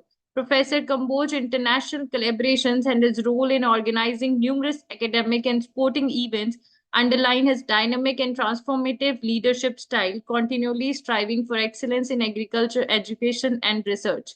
I welcome you, sir. Kindly address the audience. Thank you. Very good afternoon, I should say. And much has been talked at the outset. I must welcome our visionary chief guest of today's event, Professor Sanjay Kumarji, Chairman ASRB New Delhi, Chairman of the conference, Dr. A.K. Suklaji, Honorable Vice Chancellor, RVS KVV Gwalior, our esteemed fellow Vice Chancellors, Dr. P.L. Patil, Dr. Girish Chandel, Dr. Nirija, esteemed distinguished speaker, Dr. S.K. Chaturvedi, Dr. Anil Deskit, Dr. J.D. Adija, very energetic organizing secretary, Dr. Ankur Sharma, all other members of organizing team, faculty members, dear students, and scholars who are present in the conference. At the outset, I congratulate the organizer for organizing such a workshop, which is demand of the day, and the topic chosen is again International Conference on Recent Advancing in Agriculture for ATMANIRBHAR Bharat. And it's my pleasure to address today on this very important topic that resonates deeply with the aspirations of our nation for self-reliance and sustainable growth. As you know, that ATMANIRBHAR Abhiyan was announced in 2020, and the mission focuses on the importance of promoting local products. Mission is also expected to complement Make in India initiative, which intend to encourage manufacturing in India, including agriculture sector, which has great potential. Agriculture has always been the backbone of our economy, providing livelihood to millions and ensuring food security for our vast population. In recent years, there have been significant advancement in agriculture practices and technologies at enhancing productivity, sustainability, resilience in sector that hold the promise of transforming sector and boosting our journey towards self-reliance. But the only thing is that till date we produced enough, but there was no dearth of the resources, maybe the water, soil, as well as environment. And now the biggest challenge is that we have to produce more, that to nutritious, with decreasing resources available with us, maybe the land, environment, or water. And that's the key. And for that purpose, again, we have to do agriculture more precisely. And precision agriculture is the key, because other challenges which we are facing, maybe the climate change, maybe the resource degradation, and most important thing which I just want to convey over here, that now the time has come that you can't live in isolation. So I think there is a mismatch, sometimes mismatch between the policy as well as the technology and the resources available with us. So we have to work in a very integrated way, and there is urgent need even to integrate agriculture with our engineering and other institutes. Because if you see, if I am using the drones, then definitely it's not question of that I have to spray, I can use less water. Rather, now the time has come that we need that type of sensors, that chemical be used only where it is required. If the weed is at in 2 square meter area in out of 4,000 square meter area, and we are going to spray the chemical in only 2 square meter area, how much saving is there? Same is the case with the nutrient, with the water and everything. And for that purpose, I don't think that we will be able to solve the issue on our own. So integration of the institute is much more important. We need to focus on that area. Then preserving, promoting IKS, not only preserving and promoting, rather integrating it with our technology. That's much more important, because our indigenous knowledge that need to be integrated not only in the system with the new technologies also, because it gives us some clue based on which we can just even integrate these things. I will quote one example here, that when the laser land leveling came, then we were very happy that it will save the water, it will do this. But we forgot about the role of slope. When some slope is there, then you can easily drain out the water from the field. And now if you see that even the blocks we have zero laser level, and that has created problem of water stagnation, and there is a huge productivity loss because of the extreme weather situation, maybe the high rainfall or intensity, again high intensity rainfalls. So that's creating problem. So I think if we are going to integrate our indigenous knowledge and culture with these things, that will help us in understanding the technology front also. And that will help in again precising the resources, which is improving the productivity and profitability out of that. And for that purpose, now I think there are 3 pillars on which all the agriculture universities are working. One is teaching, then research, then extension. And 4th pillar, which is much more important, is the agripreneurship. Now the time has come that we have to have one more pillar, that is agripreneurship, and that is going to help us in solving all these problems, and that will pave a way for ATMANIRBHAR Bharat also. Now, if we talk about the Atmanirbhar Krishi, a part of Atmanirbhar Bharat, the tagline says a step toward transformation of agriculture into sustainable enterprises. And agri-education can be one of the best roadmap for Atmanirbhar Bharat, and much has been talked about it, but how we have to just revise. Our Honorable Vice Chancellor Dr. Shukla has again indicated that how we can change our course curricula. That should be based on the industry need, as well as the integration of with the other institute to have a perfect technology with us, which will play a great role. Then let's acknowledge and transformative potential of technology in agriculture. I have talked about it, from precision farming to drones, satellite imagery, technology in revolutionizing the way we cultivate crops, advanced technologies such as GPS sensor, drones, maybe data analytics, and to optimize the use of resources and improve crop yields have become an integral part of agri research. And beside it, again, now the time has come that mapping of the resource is much more important. And for that purpose, again, we need the help of other areas.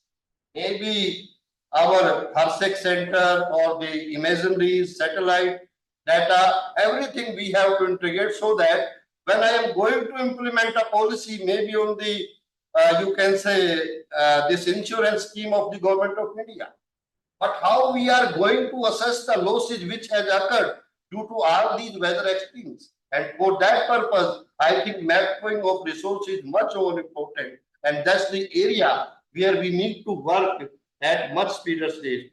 Then agroecology emphasizes the integration of ecological principles into agricultural system, focusing on enhancing biodiversity, soil health, and ecosystem resilience, which is very important. Ecosystem, we can't ignore it, and as and when we ignore, we face the problem. Then Government of India has launched a very, you can say, good initiative, maybe National Mission for Sustainable Agriculture, then Pradhan Mantri Krishi Sinchai Yojana, then National Agriculture Market E-Now has been discussed about it, because marketing, again, assured marketing, maybe the pulse production, oilseed production, again, one thing is the price. Another thing is the assured marketing is much more important, and a lot of efforts have been made in this regard.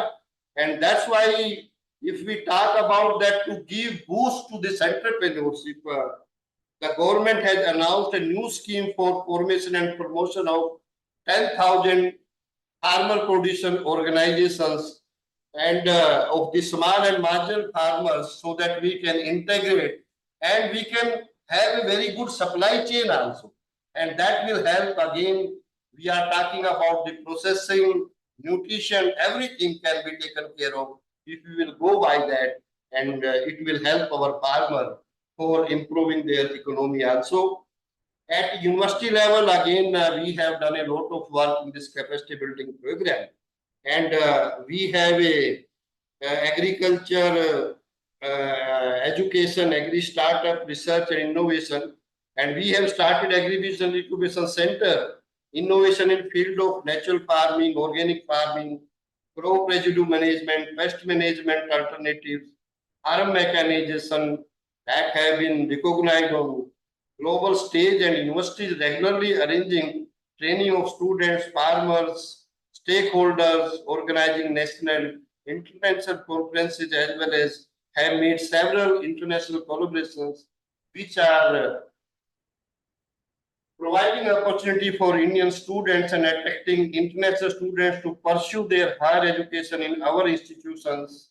And these initiatives can act as roadmap and large-scale implementation of such approaches and attempts and need of the hour. So I think this is another area I have discussed it, that this fourth pillar is required. Until unless we don't have this agripreneurship on forefront as one of our mandate, that we are not going far away, and for that purpose is another area where we can integrate other systems with agriculture, and that will pave a way, and hopefully we are planning to have another conference on this specific topic, that how we can integrate agriculture with other systems to have a balanced ecosystem in education also. So I can conclude that the recent advance in agriculture hold immense promise for realizing the vision of ATMANIRBHAR Bharat by enhancing productivity, sustainability, and resilience in sector, by leveraging technological innovations, promoting sustainable agriculture practices, and supporting farmers through government initiatives. India can strengthen its agriculture sector and achieve self-reliance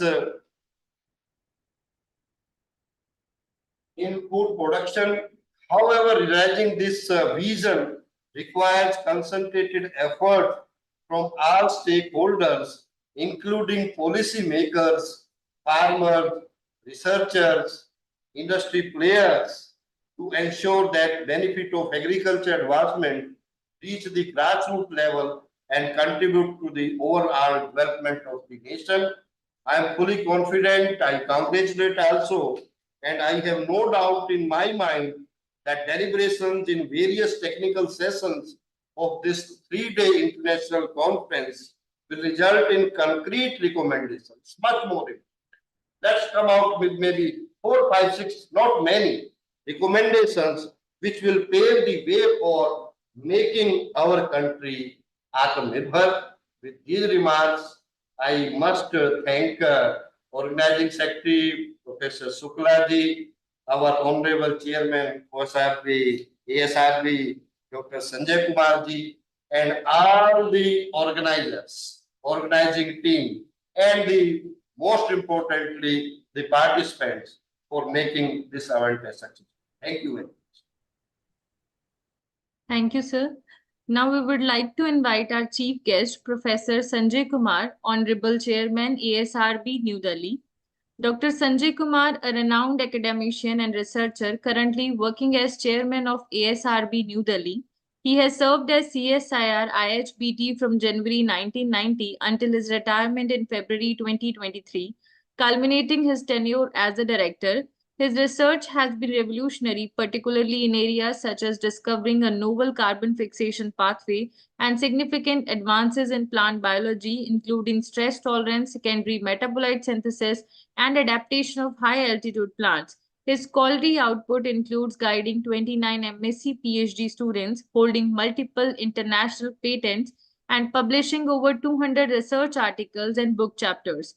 His contributions earned him fellowship in several prestigious science academies and numerous awards highlighting his influence in agricultural science. As director of CSIR IHBT, he spearheaded numerous initiatives to bolster the institute's role in scientific research and societal development. His focus on bioeconomy catalyzed the launch of 56 startups, significantly increasing the institute engagement with industry through MOUs and technology transfers, resulting in CSIR IHBT reaching a top position within the state and among the top 10 institutes of CSIR. His tenure exemplifies a blend of high-impact research and strategic leadership, contributing to national and international agriculture and biotechnology sectors. Reflecting on his journey in the field of agriculture and allied sciences, he will also be conferred with Lifetime Achievement Award by AgriMeet Foundation, UP, India. I welcome you, sir. Kindly address.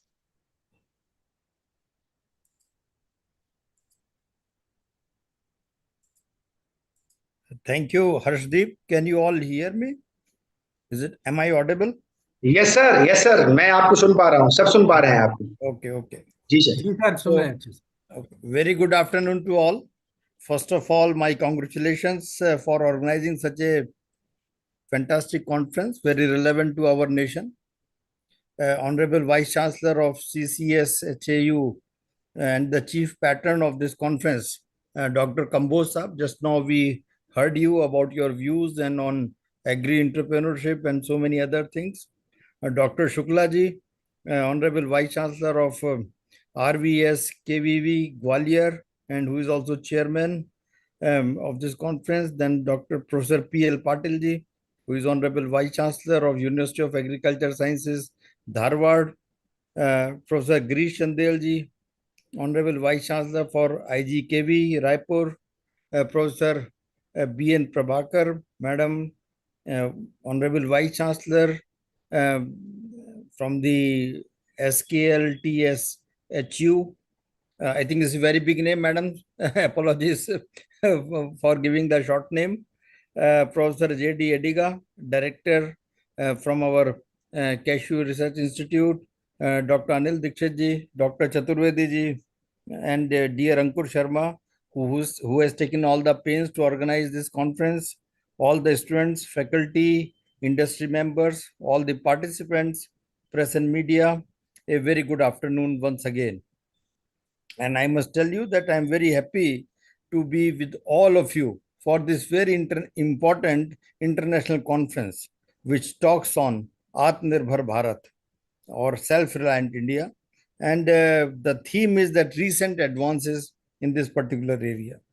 And at the same time, I am very grateful to the organizer for this opportunity that I can meet you all on this forum, although digitally, but I think it's a very effective way of interacting with all of you. And as we had been listening since morning, and we all agree that India boasts a rich agricultural heritage. You will agree with me. And I think ranking almost second globally in terms of farm outputs, if you say. And if you see that today we are world's largest producer of milk, pulses, and spices, and we produce significantly in wheat, rice, fruits, vegetables, sugars, what we have been listening since morning. So the nation's agriculture proficiency is undeniable. There is no doubt about that, right? You will all agree. And Madam has just very rightly told that share of GVA of agriculture and allied sector to total economy is around 18.3%. And this is very, very significant. You see, agriculture contributing so much to the national economy. And therefore, I think you remember when we used to learn ABCD and F for farmer, and they would depict farmer as a very poor person. And I think today time has come when we change that figure and we tell that farmer is farmipreneur. I think we need to change, and we need to change F for from farmer to farmipreneur. The time has come. And as Dr. Kamboj Saab was just mentioning about agri-entrepreneurship, and unless we change the style of calling farmer as a farmer and the way he is doing farming, unless we introduce entrepreneurship, I think the dream of our Honorable Prime Minister that he wants to enhance the farmer income, I think this is the way we need to move forward. Now, what is our real challenge? You all agree that we are now very secure as far as our food is concerned. But you know, our population is always increasing. Today we are around 1.4 billion, and by 2050 we are going to be around 1.7 billion. And therefore, our challenges is very huge. We need to at least enhance our agriculture by 70%. And remember, our agriculture land is not increasing, rather it is decreasing because of growing human population. And therefore, how we can enhance our agriculture yield? Lot of research and innovation has to be there. Just a few minutes back, Dr. Chaturvedi was giving all the facts and figures about, for example, pulses. And as you are aware that still today, we are importing around 3 million tons of pulses, and I think it's a very significant figure. Similarly, in edible oil, today we are producing hardly 10.5 million tons, and our requirement is 25 million tons. So, whole idea of mentioning this figure is that we need to do lot of effort, lot of inputs for research and development so that our varieties are there, our processing technology is important. Now, third, when we talk of agriculture, third thing I must mention, and we should remember that it's not only the energy that is important, but nutrition is also important. Particularly this malnutrition problem Dr. Shukla sir mentioned about zinc and iron. And that's up, I must tell you, even vitamin B12 for vegetarian, it is a very significant concern. Vitamin D, you estimate in everybody's body, you will find it deficient, right? And today, once we are going for more and more our traditional system of medicine, just try to see the contribution of agriculture in medicinal plant research. It is almost insignificant. We have to focus in some of these areas as well. But at the same time, I must tell you that there can be certain limitation. But if you see our technological strength, we have enormous scientific and technological strength. If you see today our status, we rank at least at 40th stage in 132 economies on the global innovation index. And I think it is a very significant improvement from 81st position in 2015, you all remember. And today, if you see our per capita income, India's it's around 2100 US dollars. But if you see in China and Korea, in China, I think it's around 10,000 US dollars. And in Korea, it is around 31,000 US dollars. And in all these economies, you know what is the key ingredient for their success? It is the rising agricultural productivity. That has been one of the key ingredient for their success. Although their investment towards manufacturing, that is also very significant. And certainly financial intermediation, that is also an important component. But we must not forget that agriculture assumes a central role. And therefore, if you see the Indian scenario, I think this is going to be very, very significant when we talk of national development. Now, I will tell you some of the things. Like our earlier speakers, they mentioned that we have surplus of grains. We have surplus of so many things in the vegetable, horticulture, crop. And I think the way we have taken a leap, it is very significant. But if you see even certain things today, you know, when I was at ISBT, what we realized that even certain spices crop, earlier I thought that they're all in India, but we all get it from outside, several of them. Just to give you an example, for example, asafoetida or hing, we all get from Iran, Afghanistan, Uzbekistan, in all this country, and we import around 1,500 tons of hing worth 1,000 crore rupees, and I think very significant quantity. Earlier, I thought, you know, cinnamon is grown in Kerala in abundance, and all our cinnamon requirement is met from Kerala. Actually, I realized it was not very true. We get most of the cinnamon, around 45,000 tons cinnamon, we get from outside, from Sri Lanka and other countries. You know, Hisar, HAU takes credit in terms of mullet tree cultivation, right? And but when we try to see the data, only one university cannot meet the all this licorice or mullet tea requirement. In in COVID time, we all remember the name of this mullet tea or licorice. Everybody wanted mullet tea for our kadhas and everything, right? So I think only strength in terms of accession was with HAU. But in terms of national requirement, I think there is a concerted effort which is needed if we have to enhance this mullet tea cultivation. I'm just giving you a few examples, right? That apart from grains and pulses, there are certain other crops on which we are dependent on outside world, and for which we can do it. Actually, we introduced the first time asafoetida in the country. Now it's going in Lahore Spiti, in Ladakh area, and also some in UK. I think in 2025, we are going to have the first harvest of hing made in India. Similarly, in cinnamon, we started in Himachal. People thought that it is not possible, but we initiated. Mullet tea, we initiated, and initially we took help from even HAU.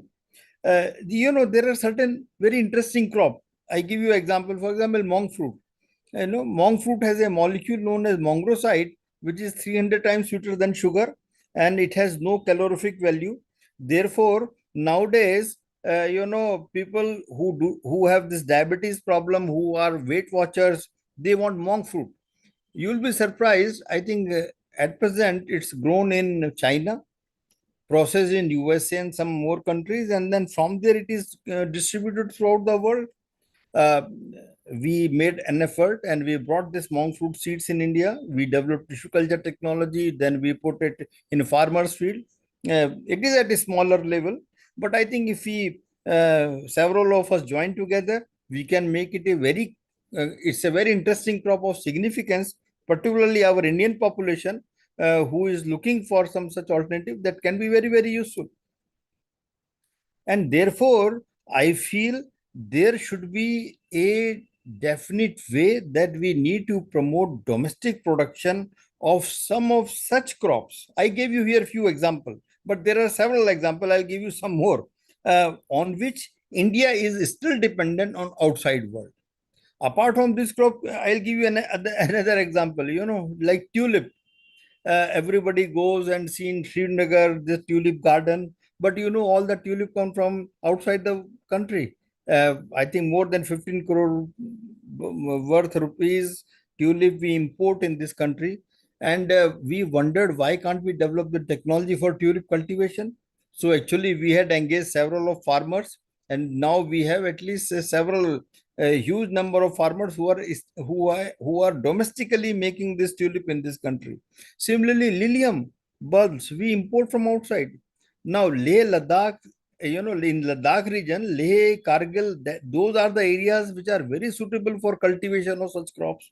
So we initiated that activity there, and you'll be surprised. They opened the floriculture shops there. They started sending through air to Delhi market.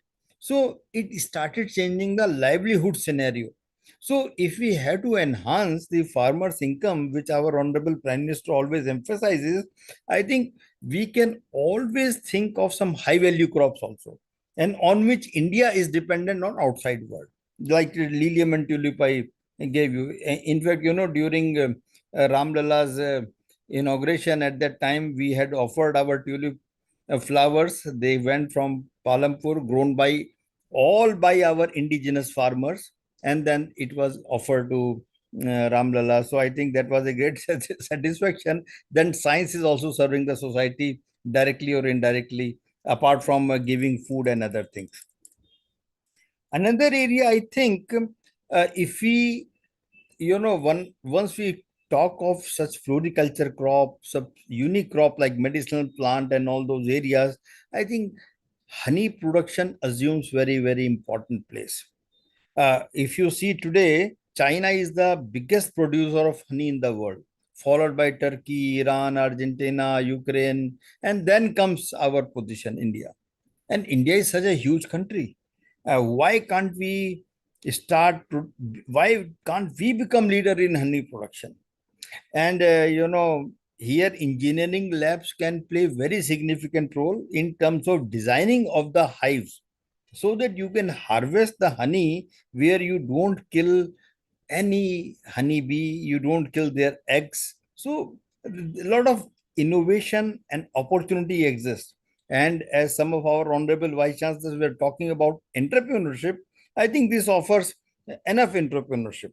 When you say honey, it's not only honey, it's several other products like pollens, bee wax, royal jelly, bee venom, right? These are very expensive, and you get very good price for that. So apart from domestic production, my second issue was that we need to enhance even seed security. You will all agree that there are several seeds of several vegetables, for example, we import in this country, right? All quality vegetable, several unique vegetable seeds we import in this country. I think if we have to be Atmanirbhar, we need to be working in the area of seed security as well. Correct? Now, we need to therefore invest a lot in terms of research and development. You must have listened a few years back. Now everybody has accepted that climate change is actually happening. Earlier, people did not realize it, but now we know it's actually happening. And you must have noticed few years back that apple cultivation shifted from Kullu to higher ridges, right? And that was one of the very visible change for the climate change. And Therefore, we need to work very closely in terms of developing this climate resilient varieties. We cannot take it for lightly, and we cannot just use it as a stanza. And apple, I gave you only one example, but there were a whole series of crop, their growing cycles, their growth season that is getting affected just because of this climate change. Therefore, we need to think very, very seriously around this. And I always feel and believe that, when I went to the market and apples were all coming from outside the country. Somebody said these are the Turkey apples. I said, we can't even grow apples. Then, we once did ecological niche modeling to identify that which could be the other probable areas for apple cultivation in this country.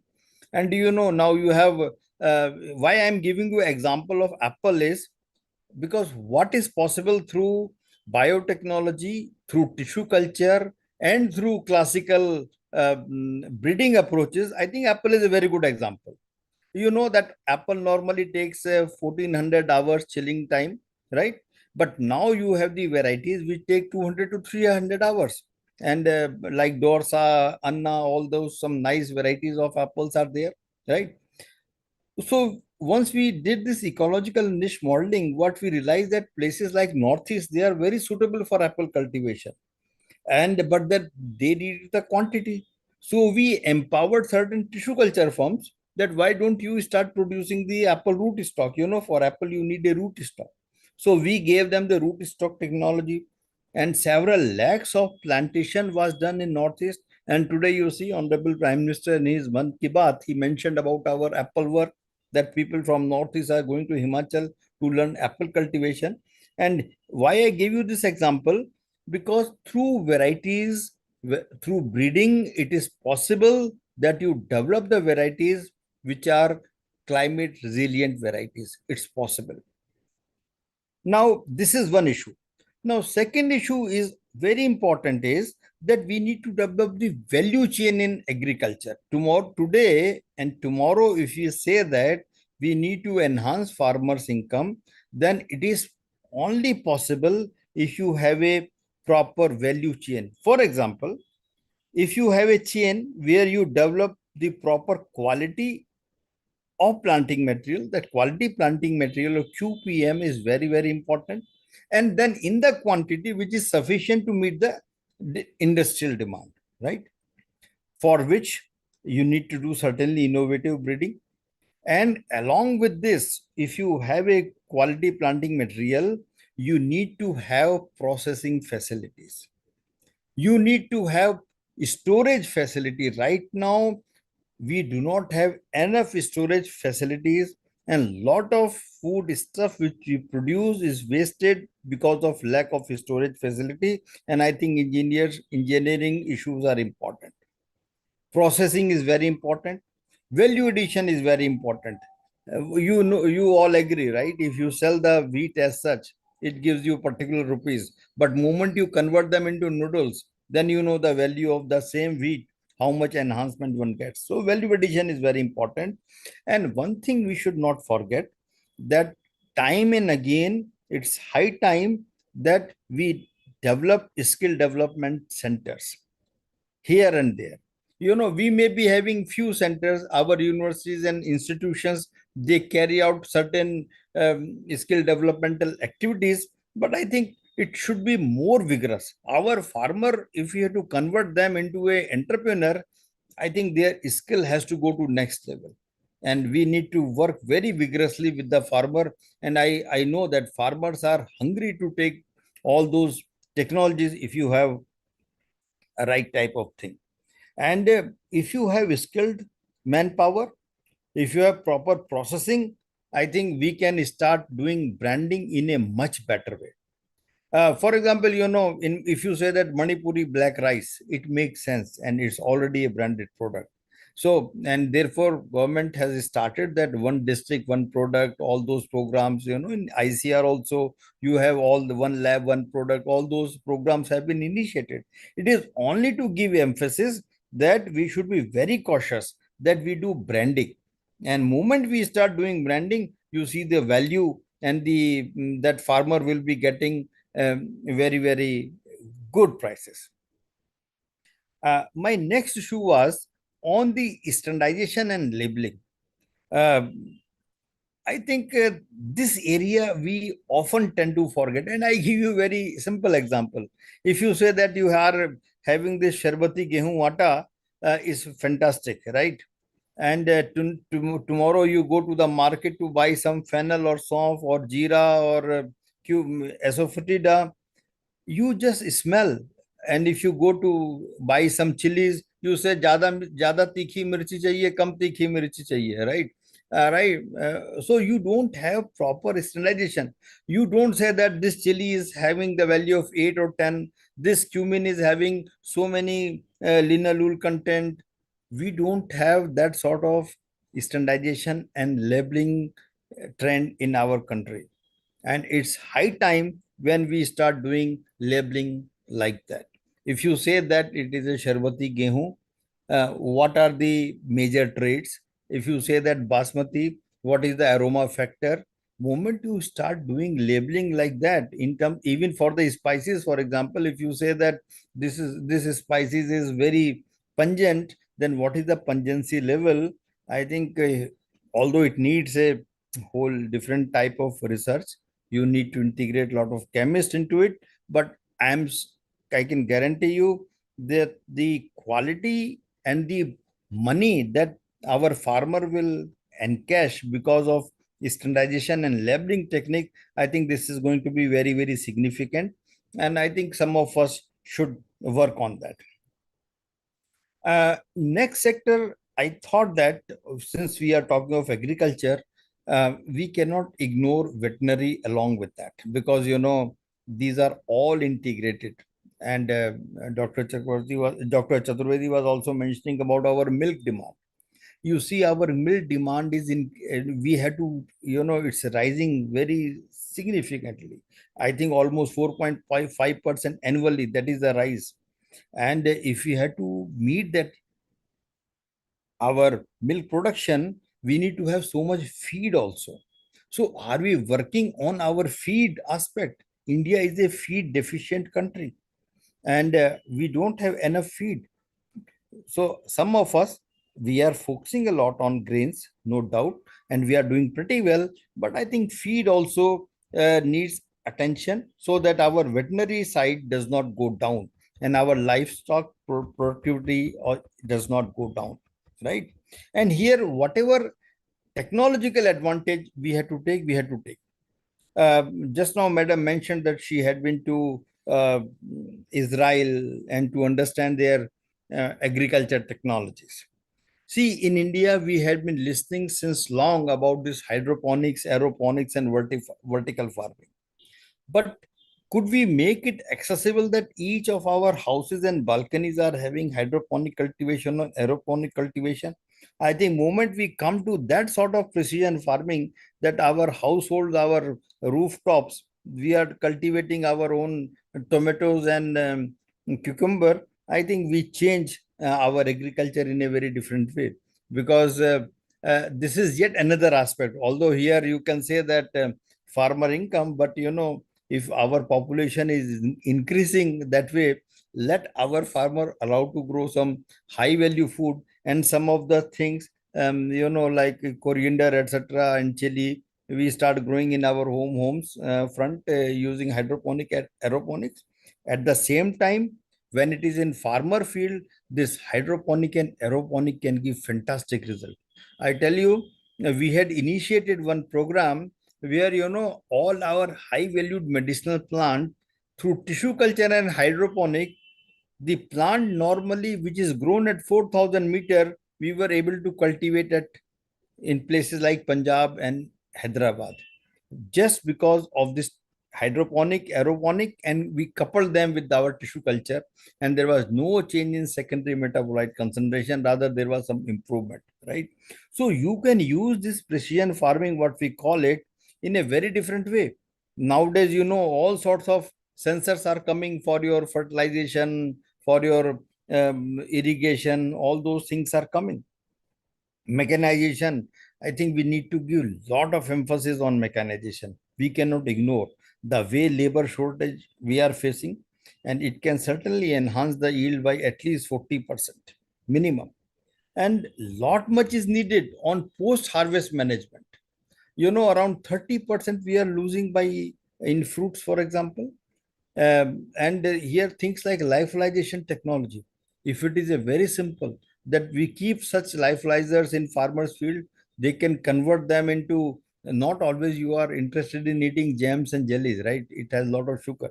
So you can draw their moisture, you can develop that sort of technology for post-harvest management of fruits and vegetables so that shelf life is enhanced. So we should not forget our post-harvest issues are very, very important for our nation. One more issue I would touch upon in agriculture, because you have touched several other areas, but use of plastic in agriculture, you will all agree it's quite high, whether it is in mulching, whether it is in nets, whether it is in storage bin, etc. We use we use a lot of plastic. And I think through some startup culture, can we encourage use of bioplastic? Plastic production worldwide is around 390 million tons. Such a huge quantity of plastic we are producing. I think bioplastic can be an alternative way. And I know some of the ICR Institute, they have technology whereby they have converted, the straws, etc., into some such structure. I think this area we should not ignore, and we should try to have our mulch film, etc. If it is biodegradable plastic, I think we will save our land, we will save our soil much better. Several of our earlier speakers have talked about frontier technologies, whether it was artificial intelligence. I think it should be used very cautiously and in a manner that farmer can also use it. For example, do we have capability to analyze such a vast data set so that we can predict not only normal crop yield but incidence of pests and diseases? I know that we have been doing quite efficiently, but I think still some more advancement is needed in this particular area. And I think blockchain technology, now it is a time when we have to use it very thoroughly.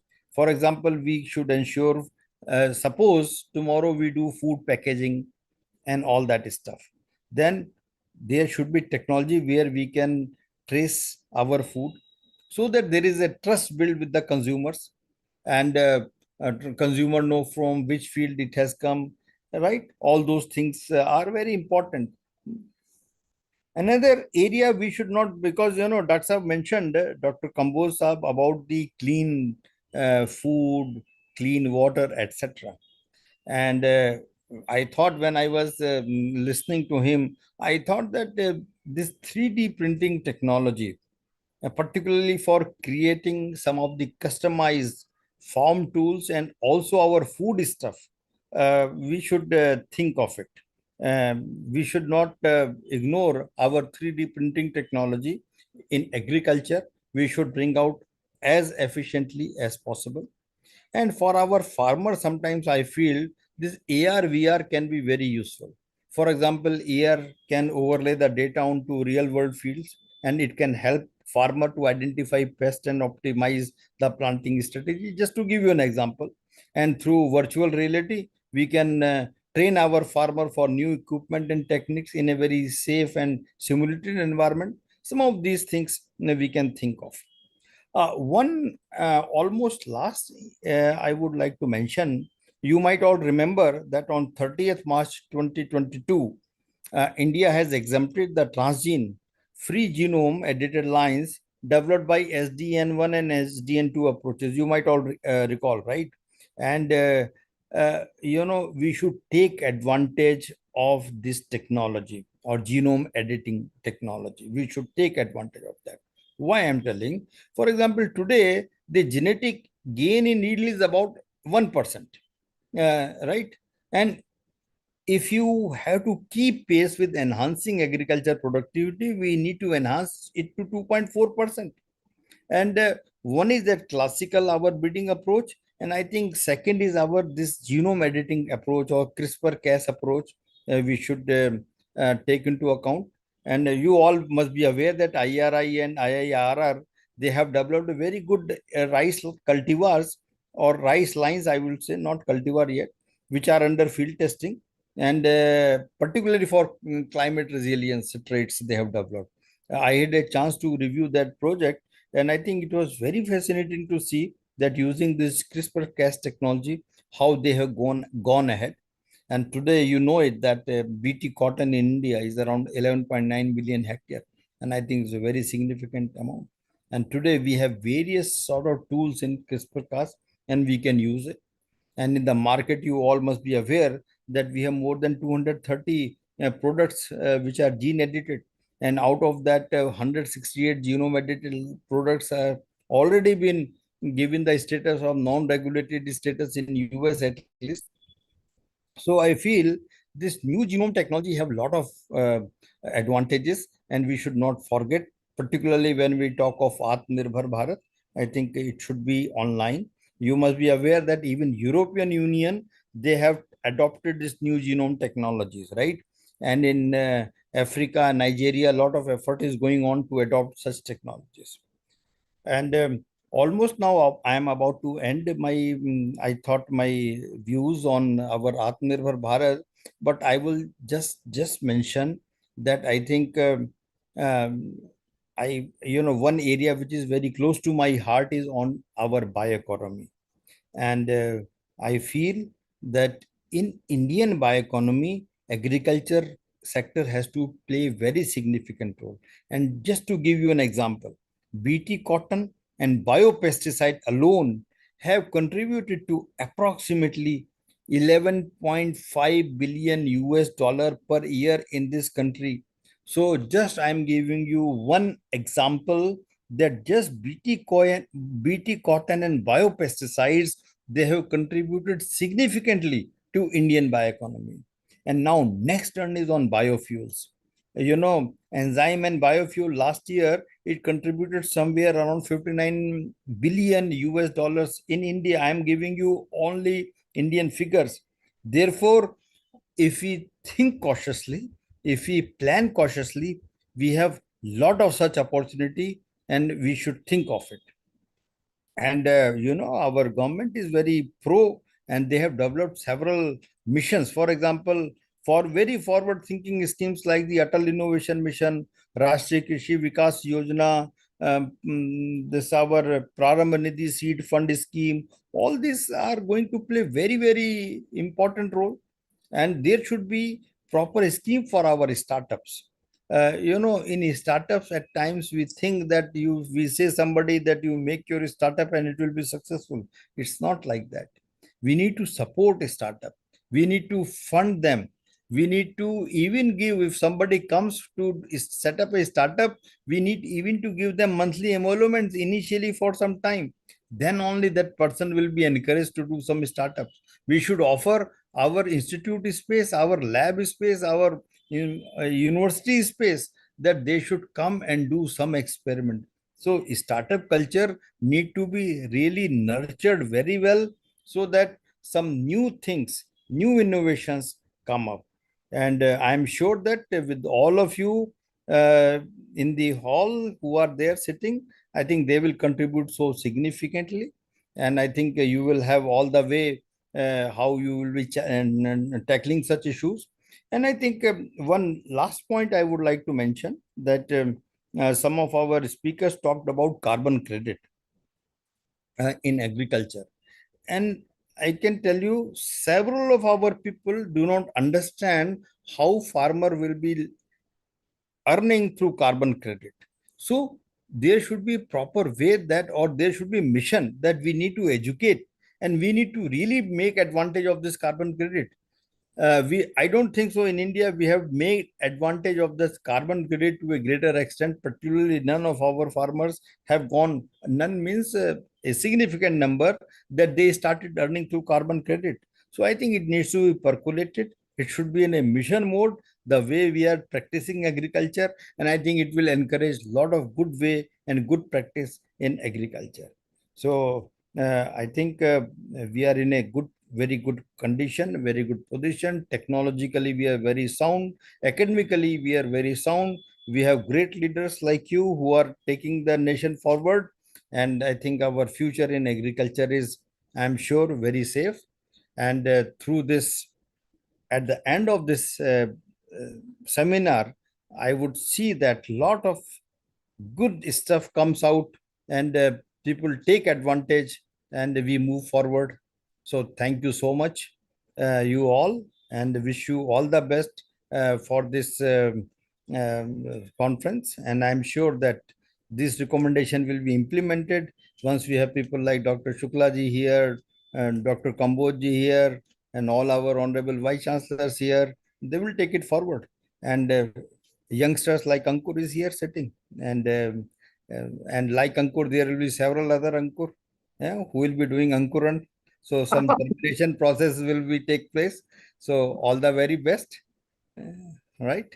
So thank you so much. Thank you so much. बहुत बहुत धन्यवाद sir, बहुत बहुत आभार. Thank you, sir. Now I would like to call Dr. N. Aswani, scientist, ISR, NIBSM, Raipur, Chhattisgarh, topper of ARS 2023 for a vote of thanks. Thank you, Madam Harshdeep. Respected Chief Guest, special guests, esteemed Vice Chancellors, and honored delegates.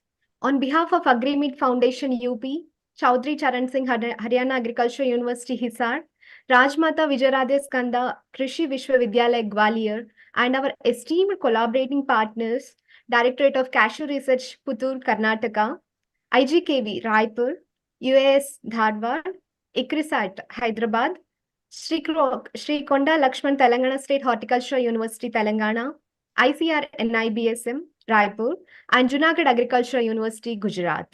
It is my profound honor and privilege to extend a heartfelt vote of thanks to all of you for gracing the inaugural ceremony of the conference titled Recent Advances in Agriculture for ATMANIRBHAR Bharat.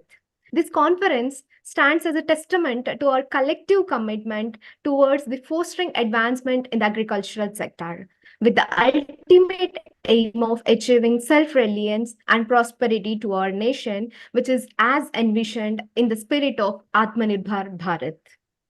We are deeply honored by the presence of our today's chief guest, Dr. Sanjay Kumar Sir, Honorable Chairman of Agricultural Scientists Recruitment Board, ASRB, New Delhi. His insights and expertise are invaluable contributions for our today's deliberations. Thank you, sir. Thank you so much. Our sincere gratitude also extends to our esteemed invited guests, namely Professor B.R. Kamboj Sir, Honorable Vice Chancellor, Chaudhry Charan Singh Haryana Agriculture University, Hisar, Professor A.K. Shukla Sir, Vice Chancellor, with Rajmata Vijayaraje Skanda Krishi Vishwavidyalaya, Gwalior, Professor P.L. Patil Sir, Honorable Vice Chancellor, U.S. Dharwad, Karnataka, Professor Girish Chandel Sir, Vice Chancellor, IGKV Raipur, Professor Neeraja Prabhakar Ma'am, Vice Chancellor, Sri Konda Lakshman Telangana State Horticulture University, Telangana, Dr. M.S. Chauhan Sir, Vice Chancellor, G.P. Pant Agriculture University, Pantnagar, Dr. Vishnuvardhana Sir, Vice Chancellor, UHS Bagalkot, Professor A.K. Singh Sir, Vice Chancellor, RLB CAU, Jhansi, Professor V.P. Chawatia Sir, Vice Chancellor, JAU Junagadh, Professor Bijender Singh Sir, Vice Chancellor, NDU-AT Ayodhya, Dr. Prabhat Kumar Sir, Horticulture Commissioner, Government of India, Dr. P.K. Singh Sir, Agricultural Commissioner, Government of India, Professor J.D. Adiga Sir, Director, Directorate of Cashew Research, Puttur, Karnataka, Dr. S.K. Chaturvedi Sir, Director Research, RLB CAU, Jhansi, Dr. M.P. Tripathi Sir, Dean, Agriculture Engineering, IGKV, Raipur, Dr. R.S. Jadaun Sir, Dean, CABM GB Pant Agriculture University, Pantnagar, Dr. N.N. Reddy Sir, Dean, YSR Horticulture University, Dr. Anil Dikshit Sir, Joint Director, ICR NIBSM, Raipur, Dr. Vivek Tripathi Sir, and Dr. Akhilesh Mishra Sir, CSAU-AT, Kanpur. Thanking you all for gracing this occasion with your esteemed presence. Your leadership and guidance continue to inspire and shape the trajectory of agricultural research and innovation. Thank you, one and all. Furthermore, I would like to express our heartfelt appreciation to all the delegates comprising students, faculty, and industry professionals whose active participation enriches the discourse and propels us towards the actionable insights as well as the solutions. A special word of thanks is to Dr. Ankur Sharma sir, the Chief Organizing Secretary of this conference, whose dedication and meticulous planning have been instrumental in bringing this event to become successful. Last but not the least, I extend my gratitude to the organizing committee, volunteers, sponsors, and all those who contributed their time, effort, and resources towards making this inaugural ceremony a resounding success. As we embark on this journey of exploration and collaboration, let us harness the collective wisdom and expertise gathered here today to chart a path towards a more prosperous and self-reliant agricultural landscape for our beloved nation, Bharat. Thank you once again for your presence and support. Thank you, one and all. Thank you. Thank you, sir. बहुत बहुत धन्यवाद सभी का। जैसे अभी हमारे मुख्य अतिथि महोदय ने कहा कि अंकुर को अभी और अंकुरित होने की आवश्यकता है, अभी और अंकुर होते रहेंगे। तो मैं तो महज एक अंकुर हूं। यदि इन वट वृक्षों के समक्ष कोई गलती हो गई हो तो माफ करिएगा, और भविष्य में भी अपना आशीर्वाद बनाए रखिएगा, ऐसी मैं आशा करता हूं। और इसके साथ इस इनॉग्रल सेरेमनी ये समाप्त हो चुकी है। नेक्स्ट सेशंस में हमारे ओरल और पोस्टर प्रेजेंटेशंस चलेंगे। तो आपका आशीर्वाद हमेशा चाहिए होगा। सभी का बहुत बहुत आभार, प्रत्यक्ष एवं अप्रत्यक्ष रूप से मदद करने हेतु बहुत बहुत आभार सभी को। जय Shri Ram. Thank you. Thank you.